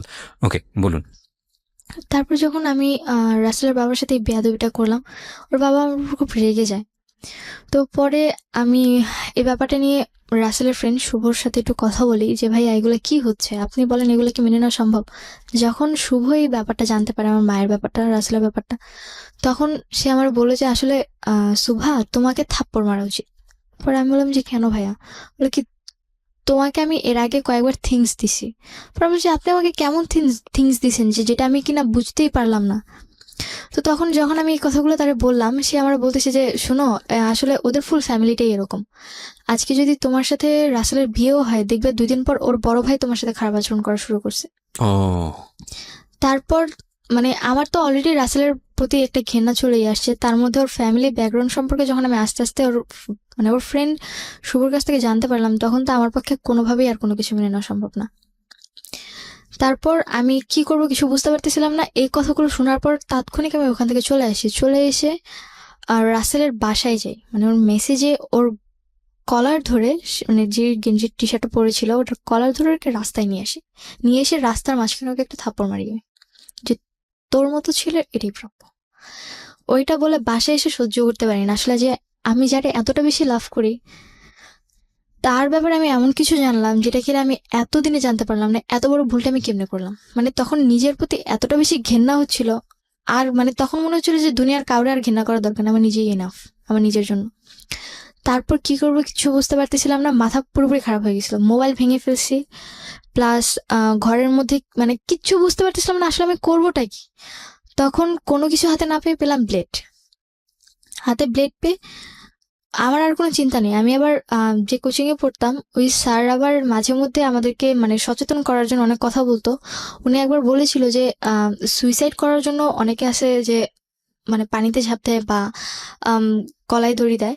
আসলে এর চেয়ে সহজ উপায় হচ্ছে যে যদি কেউ হাতের শিরা কেটে দেয়, এগুলো ক্লাসে বলেছে এসে। হ্যাঁ, যদি শিরা কেটে দেয় তাহলে 10 মিনিট সর্বোচ্চ, তাহলে এই 10 মিনিটের মধ্যে সে মারা যাবে, এটা কনফার্ম। তো সো এইসব ভুল যেন আমরা ভুলেও না করি, মানে এটা জাস্ট আমাদেরকে সচেতন করার জন্য করেছে। কিন্তু সচেতন করার জন্য বলে সে টেকনিক বলে দিয়েছে। টেকনিক বলতে এখন আমার কাছে ওটাই, এখন আচ্ছা। আমার মাথায় হ্যাঁ, ওটাই। অনেক সময় ব্যাপারটা এরকমই আসলে, কেউ হয়তো সচেতন করার জন্য বলছে, কেউ হয়তো এটাকে নেগেটিভলি ব্যবহার করছে। তো তুমি ওটাকে কি করলা? আমি নেগেটিভলি নিয়েছি। ফাইন। আমি তারপর? হাত কেটে ফেলি, অ্যান্ড হাত কাটার পর আমার আর কোনো সেন্স নেই, মানে শিরা কেটে ফেলে? হ্যাঁ, হাতে শিরা কেটে ফেলি। অ্যান্ড আমি ওইটা কেটে মানে আমি আবার মানে হাত কেটে আমি আবার আম্মুর রুমে গেছি। আমি এটা কেটেছিলাম আমার রুমে, তখন আমার রুমটা খালি ছিল। আমি আম্মুর রুমে তো কাটতে দিবে না, আর স্বাভাবিক মরলে তো দোষ হবেই তাদের ঘাড়ে, এর জন্য আমি আমার রুমে গিয়ে হাত কেটে দিছি। কেটে আমি আবার হাঁটতে হাঁটতে আম্মুর রুমে গেছি। রুমে গিয়ে ব্লেডটা ওয়াইড্রোভের যে কাপড়টা ছিল ওটার নিচে ব্লেডটা রাখছি। ব্লেডটা রেখে আম্মুর ফোন নিয়ে আমার রুমে আসছি। আমার রুমে এসে বললাম, ওর মানে রাসেলের বড় ভাইকে ফোন দিছি। ফোন দিয়ে বললাম যে আপনাদের মতো নোংরা পরিবারে যাওয়ার চেয়ে আমার মরে যাওয়া অনেক ভালো। আজকের পর থেকে আপনারা কোনোদিন সুভাকে আর পাবেন না, দয়া করে আমাকে আর কোনোদিন জ্বালাবেন না। তারা মনে করছে হয়তো আমি কোথাও চলে যাচ্ছি, অলরেডি তো আমি রাসেলকে মেরেই আসছি। তো এরপর আমার হাত থেকে ফোনটা পড়ে গেছে, আমি সেন্সলেস। তারপর আমার আর কোনো সেন্স নেই। তারপর যখন আমার 4 ঘন্টা পর যখন সেন্স ফিরে, তখন আমি হসপিটালে, অ্যান্ড আমার হাতে ব্যান্ডেজ করা। পরে আম্মুর মুখ থেকে যেটা শুনলাম যে আমার হেঁটে যে আমি আম্মুর রুমে গেছি আবার আমার রুমে আসছি, তখন রক্তগুলো নাকি নিচে পড়েছিল, যেটা কিনা আম্মু দেখতে দেখতে আমার রুমে আসছে। অ্যান্ড এসে দেখে যে আমি পড়ে আছি, মনে করেছে শুয়েছিলাম, কিন্তু রক্ত দেখে সে আর ঠিক থাকতে পারেনি। হয়তো বা আমার রক্ত তার মধ্যে কোনোটা যদিও চেঞ্জিং আনে। তো সে আমার রুমে এসে যখন আমার হাতটা কাটা দেখে, হাতের মধ্যে তাড়াতাড়ি করে কাপড় পাচ্ছে। তারপর রাসেলকে ফোন দেয়, রাসেল আর আম্মু আর আমার নানুকে ফোন দেয়। 3 জন মিলে আমাকে হসপিটালে নিয়ে এসে আমার হাতে সেলাই করে প্লাস হাতটা ঠিক করে। কোন হসপিটাল এটা? এটা আলসামি। এই হসপিটাল সাধারণত এগুলো নেওয়ার কথা না, কেস নেওয়ার কথা না। হ্যাঁ, কেস নেওয়ার কথা। এই জায়গায় আরো একটা কথা হচ্ছে যে কেন কেস নেয়নি, আমার খালামণি এখানে জব করে। সামহাউ সে ম্যানেজ করেছে। সামহাও বলতে আমাকে যে নিয়ে আসছে, পিছনের একটা গেট আছে, ওই গেট দিয়ে আমাকে নিয়ে এসে একেবারে 4 তলায় নিয়ে গেছে, যেখানে অপারেশন থিয়েটার। 4 তলায় নিয়ে গিয়ে অপারেশন থিয়েটারে জাস্ট ওনার যে পরিচিত ডক্টরটা আছে, মানে মানে উনি হসপিটালেও জব করে, আবার ওই ডক্টরের বাসায়ও জব করে, তো কাজ করে, যার কারণে ওনাকে ডেকে এনে আমার হাতটা কোনোভাবে ওয়াশ টাশ করে ঠিক করছে, মানে শিলি দিছে। তারপর এই ব্যাপারটা হসপিটালের কেউ তেমনভাবে জানতো না, কারণ যেহেতু আমাকে আস্তে করে নিয়ে আসছে, আর আমাকে কোলে করে উপর অব্দি তুলছে পুরোটাই রাসেল। তারপর যখন বাসায় নিয়ে আসি, আমার একটাই কথা ছিল, যদি রাসেল আমার সামনেও আসে আমি হাতের শিলি তো খুলবই, প্লাস নিজেকে আবার ওই জায়গায় মানে আবার ব্লেড দিয়ে আমি নিজেকে নিজে শেষ করে দেবো। এরপর বাঁচানোর আর কোনো স্কোপ থাকবে না। এবার তো দরজা খোলা ছিল, এরপর আবার দরজা না, দরজা আটকে করবো, যাতে কেউ খুলতেও না পারে। আমার কথাটা এরকম ছিল তাদের কাছে। বিরতি নিব এখানে প্রিয় শ্রোতা। রাত 1টা, DFM 904। প্লিজ সাবস্ক্রাইব করবেন এবং নোটিফিকেশন বাটনটি অন রাখবেন। তারপর আহ, পরে রাসেলের ফ্যামিলিরা আমাকে দেখতে আসে আবার আমার অসুস্থ অবস্থায়। পরে আমি ওদেরকে অনেক অপমান করি। পরে আমি বলি যে যদি আপনারা মানুষ হয়ে থাকেন জীবনে কোনোদিন আমার সামনে আসবে না, আপনার মতো ফ্যামিলির ছেলে বিয়ে করা তো দূরে থাকা, আমি কোনোদিন মুখও দেখবো না। এরপর শুভ মানে রাসেলের যে ফ্রেন্ড ছিল শুভ, ও মেবি রাসেলকে অনেক কথা বলে, যার কারণে রাসেল সহ্য করতে না পেরে চলে যায়, পুরোপুরি টোটালি কন্টাক্ট অফ করে সিম চেঞ্জ করে এলাকা ছেড়েই চলে যায় কে? রাসেল। ওকে। তারপর আম্মুর সাথে রাসেলের কোনো কন্ট্যাক্ট নেই। আম্মু তো পুরো দিশেহারা, রাসেলের কোনো খোঁজ পাচ্ছে না। প্লাস এখন আরো আমাকে ইমোশনালি বোঝানোর চেষ্টা করছে যে না, আসলে আম্মু আমার প্রতি অনেকটা কনসিভ, মানে সে বুঝাতে চাচ্ছে যে না, সে আমার জন্য রাসেলকে খুঁজছে। তখন আমি বললাম যে আমার জন্য রাসেলকে খুঁজে কোনো লাভ নেই, রাসেলকে তুমি যদি এখন মানে রাজা সেজে আমার সামনে দাও, আমি কিন্তু তাকে কখনো আর একসেপ্ট করতে পারবো না, বিকজ আমার পক্ষে এটা সম্ভব না। পরে আম্মু ওই জিনিসগুলো হয়তো বা বুঝতে পারছে, পরে আম্মু আর এই জিনিসগুলো ট্রাই করেও নি। পরবর্তীতে বিয়ের জন্য পরে রাসেলের ফ্যামিলি চলে গেছে, আমাদের রাসেলের ফুল প্রবলি টোটালি রাসেলের সাথে কন্ট্যাক্ট অফ, মানে আমাদের ফুল ফ্যামিলি। এর মধ্যে হাত কাটা নিয়ে বাবার কাছে খবর গেল যে রাসেলের সাথে নাকি আমি ছিলাম, যেটা কিনা মিস ইনফরমেশন, আমি বুঝতে পেরেছি। তারপর তোমার বাবা কি করলো? তো এই জিনিসগুলো বাবা শোনার পর বাবা আমাকে বলল যে তুই কাটছস তো ঠিক আছে, তা হাত কাটা দরজাটা কেন ওপেন রাখলি? তোর মা ইমোশনালি এটা তুই জানিস। একেবারে মানে আমার বাবা অনেক হার্ড, এতটাই হার্ড যে বলার বাইরে। দেন অক্টোবরের 3 তারিখে রাসেল এলাকা ছেড়ে চলে গেল, আমার ওর সাথে আর কোনো কন্ট্যাক্ট নেই।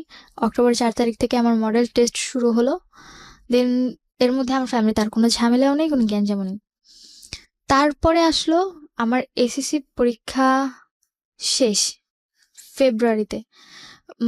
ফেব্রুয়ারিতে এসএসসি পরীক্ষা শেষ, তারপর মার্চ মাসে, তখন এর মধ্যে আম্মু আমার সাথে খুবই ভালো আচরণ করছে, যেটা কিনা আমি তার কাছ থেকে আশা করিনি।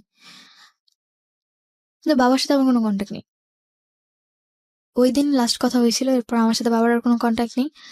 তারপর অক্টোবরের পর মানে ফেব্রুয়ারির পর এক্সামের শেষে এরপর দেখি যে আম্মু আবার সে আগের মতো ফোনে কথা বলছে। এখন বাসায় না আনে না, বাট বাইরে মিট করছে, বাইরে ঠিক মিট করছে, কথা বলছে। অ্যান্ড আমার তখন এতটা টেক কেয়ারিং এর ব্যাপার ছিল না। এখন আমি আমার নিজের মতো থাকলেই এনাফ। উনি যে আমাকে জন্ম দিয়েছে আমি এটা মনে করি না। আমি মনে করি যে না, আমার মামু মারা গেছে, আমার বাবাও মারা গেছে, আমি এখন বর্তমানে এতিম, এরকম ভাবে ছিলাম। তারপর মে মাসে আমার বাবা আসছে বাইরে থেকে।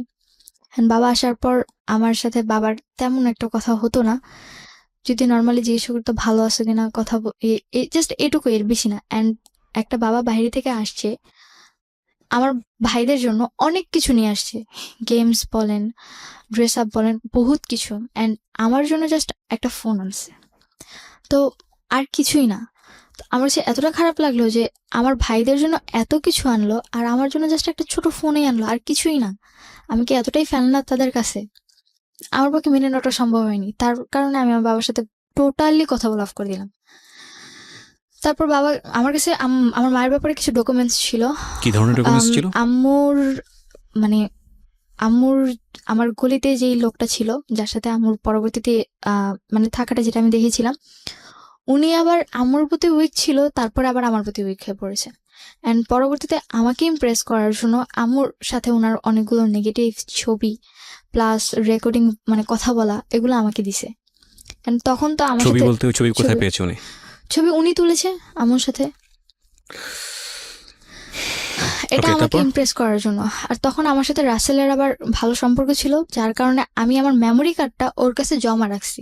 আমার কাছে থাকলে হারিয়ে যেতে পারে, আমাকে বাসা থেকে বের করে দিচ্ছে, আবার বাসায় নিচ্ছে, বাসায় মানে আমি আম্মুকে মারছি, আম্মু আমাকে মারছে, এগুলো চলছে, যার কারণে আমি আমার কাছে সেফলি রাখতে পারলাম না। অথচ আমি যার কাছেই রাখলাম সেই হচ্ছে আমার সবচেয়ে বড় আনসেফলি একটা মানুষ, যার কাছে কিনা আমি আমার ডকুমেন্টসগুলো রাখতে দিছি। তো কি হয়েছে এগুলা? পরে ওই মেমোরিটা মানে কি বলে পুরাই দিছে। পরবর্তীতে বাবা যখন আসলো, যখন বাবা আমাকে বললো তুমি না তোমার মায়ের ব্যাপারে অনেক ডকুমেন্টস রাখছো, কোথাও আমাকে দেখাও, আমার বলার মতো কিছু ছিল না তখন, আমি কি বলবো তাকে।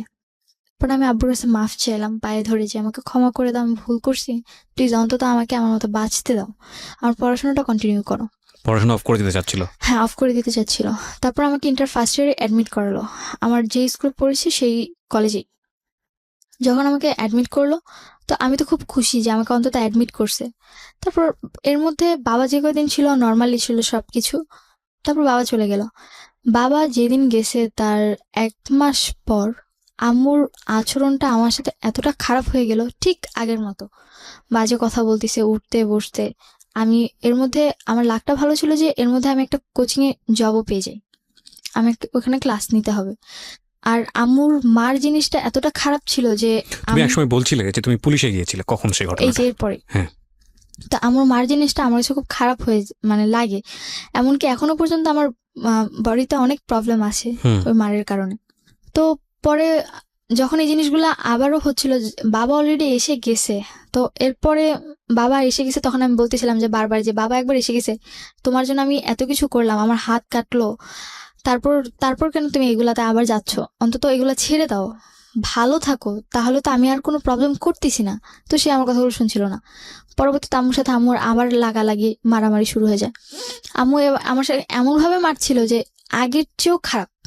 তারপরে মানে আম্মুর সাথে যখন আমার এই জিনিসগুলো চলতে থাকে, এক পর্যায়ে আম্মুর মারার অবস্থাটা আমার এতটা খারাপ হয়ে গেছিল যে না, ওই দিন রাতে উনি আমাকে মেরেই ফেলবে। আমি আম্মুর রুম থেকে সেই দিনও আমার জামা পুরোপুরি ছিঁড়ে ফেলছে। আমার রুমে একটা জামা ছিল, আমি দৌড়ে গিয়ে আমার রুমের জামা পরছি। আব্বু যেহেতু আমাকে ফোন দিয়ে গেছিল, আমার কাছে একটা ফোন ছিল, আমার রুমের দরজা নক করে দিছি। এখন কি করবো আমি? এখন যদি আমি রুম থেকে বের হই, হয় সে আমাকে মেরেই ফেলবে। তার হাতে এমন একটা জিনিস ছিল, জিনিসটা খুবই খারাপ একটা জিনিস ছিল। কি ছিল? মানে ওই যে লোহার টাইপের এক ধরনের রড টাইপের ছিল, ওই যে সিনি বলে যেটা দিয়ে হাতুড়ি পিটায়, ওরকম টাইপের ছিল।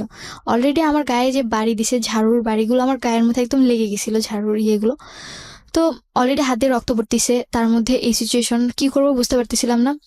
এখন হয় আমাকে বাঁচতে হবে আর তা না হলে মরতে হবে, দুইটার একটা।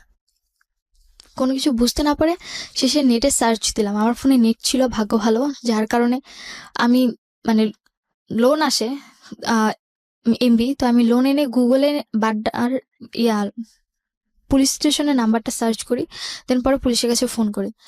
পুলিশের কাছে ফোন করার পর পুলিশ আসে বাসায় আসার পর আম্মু তখন একদম শান্ত। পুলিশ আসছে, গেট খুলে না, কিচ্ছু হয় নাই বাসায়, এমন একটা ভান। পুলিশ মামাকে ফোন করছে, মামা আবার বড় মামা যে ছিল, মানুষদের সাথে একটু বেশি চলাফেরা করে, যার কারণে থানা পুলিশ লোকজন তারে চিনে। তো তার কথা শুনে পরে পুলিশ চলে যায়, পরে মামা ঘরে ঢুকে। পরে পুলিশ বলে গেছে যে পরের দিন যেন থানায় আমাদের খুব উপস্থিত থাকতে হয়। পরে আমরা থানায় গেলাম। পরের দিন আমরা থানায় যে ওসিটা ছিল তার সাথে আমার মামা আগে আলাদা করে কিছু কথা বলতে চাইছে। তো ওসির সামনে মামা আমাকে এমনভাবে উপস্থাপনা করে যে আমার ব্রেন লস, মানে তুমি মানসিকভাবে অসুস্থ। হ্যাঁ, আর মানসিকভাবে অসুস্থ, আর আমি যা বলছি পুরোটাই বানোয়াট, মিথ্যে। তার উপর আমার তখন 18 হয়নি। আর আমি যতদূর পরবর্তীতে শুনেছি যে 18-র আগে নাকি বাংলাদেশের কোথাও কোনো ছাত্র বলেন বা ছাত্রী বলেন কারোরই পুলিশ স্টেশনে কোনো কমপ্লেন ইজিলি নেওয়া হয় না বা তাদের কথা মানাও হয় না। তো পরবর্তীতে যখন পুলিশ আমাকে জিজ্ঞেস করলো তোমার এজ কত, পরে আমি বললাম যে 17+। পরে যে তোমার তো এখন 18 হয় না, তুমি কি করে কমপ্লেন করলা? আর তুমি এত সাহস কি করে হয় যে তুমি রাত করে আমাদেরকে ফোন দিয়ে হ্যারাস করলা? আর তোমার মার ফেস দেখে তো মনেই হয় না যে সে তোমার উপর এমন টর্চার করতে পারে বা তোমাকে মারতে পারে। পরে আমি হাত কেটে গেছে দেখালাম, বলে কি যে টুকিটাকি ঝগড়া তো ফ্যামিলিতে হবে, তাই বলে তোমরা থানা পুলিশ পর্যন্ত নিয়ে আসবা? ওসির আচরণটা এতটাই খারাপ ছিল যে এখনো পর্যন্ত আমার পুলিশদেরকে সবচেয়ে বেশি ঘেন্না হয়। আমি একসময় তাদেরকে অনেক রেসপেক্ট করতাম। উইথ ডিউ রেসপেক্ট, সব ওসি একরকম না, সব পুলিশ একরকম না, যে কারণেই আমাদের একটা বড় ভুল হয়ে যায়। আমরা একজনকে দিয়ে পুরো কমিউনিটিকে চিন্তা করি। আমি আমার লাইফে, আমরা কিছুদিন আগে এখানে একজন পুলিশ অফিসারের জীবন গল্প প্রচার করেছি বুধবারে, যদি তোমার শোনা হয়ে থাকে। আমি বলছি না যে পার্টিকুলারলি কেউ ভালো কিংবা কেউ খারাপ, কিন্তু একজনের জন্য পুরো কমিউনিটির আমরা একটা খারাপ ব্লেম দিই। তুমি তোমার লাইফে যে এক্সপিরিয়েন্স ফেস করেছো, যে কারণেই হয়তো তোমার এই ধরনের পারসেপশন হচ্ছে। এমনও হতে পারতো তুমি একজন ভালো অফিসারের কাছে গিয়েছো এবং তাদের অনেক ক্ষমতা, অফকোর্স গভর্নমেন্ট থেকে তাদেরকে ক্ষমতা দেওয়া হয়, তারা যদি তোমাকে প্রপারলি জাজ করতো তাহলে হয়তো বিষয়টা এরকম হতো না। বা তুমি যেটা বলছো সেটা যে আদৌ কতখানি সত্য সেটা তো বিশ্বাস করার একটা বিষয় থাকে, এবং সেটা যেহেতু টাইম মেশিনে চড়ে গিয়ে পুরো জিনিসটা দেখা যায় না, সুতরাং আরেকজনের জায়গা থেকে হয়তো পুরো গল্পটা যে তুমি যে এখানে বলেছো, কেউ হয়তো বিশ্বাস করেছে, কেউ হয়তো বিশ্বাস করেনি, তিনি তার মতো করে হয়তো জিনিসটা বিশ্বাস করেননি। তবে কেসটা যেহেতু এতটা জটিল ছিল, আমার মনে হয় একটু হলেও খতিয়ে দেখা প্রয়োজন ছিল। পুরোপুরি ডিনাই না করে দিয়ে খতিয়ে দেখতে পারতো, যে তোমাকে বিশ্বাস করি না, কিন্তু আমরা একটু অবজার্ভ করতে চাই যে আসলে সিচুয়েশনটা কি। হ্যাঁ, তো যাই হোক, তারপরে কি হলো? তারপর ওসি আমাকে বললো যে তোমার মা তো এটা সৎ মা না। পরে আমি বললাম যে জি না, আমার সৎ মা না, আমার আপন মা। বলে কি আপন মা পৃথিবীতে এমন কেউ হতেই পারে না। Exactly, that is my question also. আপন মা পৃথিবীতে আসলে এরকম হয়? এটা আসলেই খুব ডিফিকাল্ট। বাট ওই যে একটা কথা আছে, জীবন আসলেই কোনো এথিক্সের ধার ধারে না কখনো কখনো। হ্যাঁ, তারপর উনি আমার কথাগুলো বিলিভ করে না। পরবর্তীতে আমরা ওখান থেকে চলে আসি, মানে থানা থেকে আমাদেরকে বলে যে যে জিডিটা করছো তুমি ফোন দিয়ে ওটা ক্লোজ করে যাও। আর ফোন দিয়ে জিডি করো মানে তুমি নিজে লেখো নি, না ওনাদের না না, ও জিডি আমি এন্ট্রি করে? বলে দিয়েছি, উনি ওই অনুযায়ী লিখে নিয়েছে। আচ্ছা, তো পরবর্তীতে বললো যে পরে ওইখানে জিডি যে টাকা ছিল, যতটুকু দরকার ছিল ওটা পরে আমই দিছে, আমি আর কিছু বলিনি। জিডির টাকা মানে জিডিতে কোনো মানে টাকা লাগে না? আমি ওখানে লেগেছিল। আচ্ছা, তো পরে আমি ওখান থেকে জিডিটা উইথড্র করো তুমি? হ্যাঁ উইথড্র বলতে আমি তো চলে আসি, ওর যা যা করছে আমি ওখান থেকে থানা থেকে বেরিয়ে ডিরেক্টলি বাসায় চলে আসছি। বাসায় এসে বাসার পিরার সামনে বসেছিলাম। তো পরবর্তীতে দেখলাম যে এখন আমি পুরোপুরি অসহায়, মানে আমার পাশে না আছে গভর্নমেন্ট, না আছে আমার ফ্যামিলি, না আছে আমার কোনো রিলেটিভ, না পাইলাম আমি আমার লাইফে আমার ভালোবাসার মানুষটা, কিছুই নাই। লাস্ট হ্যাঁ। কিছু আর কি বলার আছে? আর আর কি? বলতে তারপর এখন পর্যন্ত ওইভাবেই চলছে দিন। এখন আমার আম্মুর সাথে আমার টোটালি মানে কোনো কথা নেই, মানে সে বললে বলে কিন্তু আমি শুনি। এখন টোটালি আমি তার সাথে কোনো কথা বলি না, মানে একটা বোবা যেরকম থাকে আমার একটা বাড়িতে, আমি সেম ওইভাবে থাকি। প্লাস আমি শুধু জাস্ট ওই বাড়িতে থাকি, আমার খাবার খরচ, পড়ার খরচ যতটুকুই আছে ফুলটা এখন নিজেকে চালাতে হচ্ছে। খাবার খরচ তোমাকে দিতে হয়? হ্যাঁ, আমার নিজেটা নিজেকে করতে হয়। কজ আমার মা ডিরেক্টলি কথা, যদি আমি আমার বাসার খাবার খাই তাহলে আমি আমার মরা ভাইয়ের মাথা খাই। তুমি কিভাবে চালাও এটা? কোচিং করে যে পয়সাটা হ্যাঁ, পাও, কোচিং করে যেই বেতনটা পাই ওটাতে আমার খাবার খরচ হয়ে যায়। মানে এই টাকাটা তুমি তোমার ফ্যামিলিকে দাও? না, ফ্যামিলিকে দিই না, মানে তুমি নিজে নিজে? নিজেরটা নিজে, কজ ওনারা আমার জন্য করবে না। প্রথমে মনে করেছিলাম যে তুমি নিজে হয়তো নিজে রান্না করো নিজের জন্য? রান্না বলতে হ্যাঁ নিজেকে রান্না করতে, মানে যখন রান্না করতে হয় তো করি, আর তা না হলে বাইরে থেকে খাবার আনি।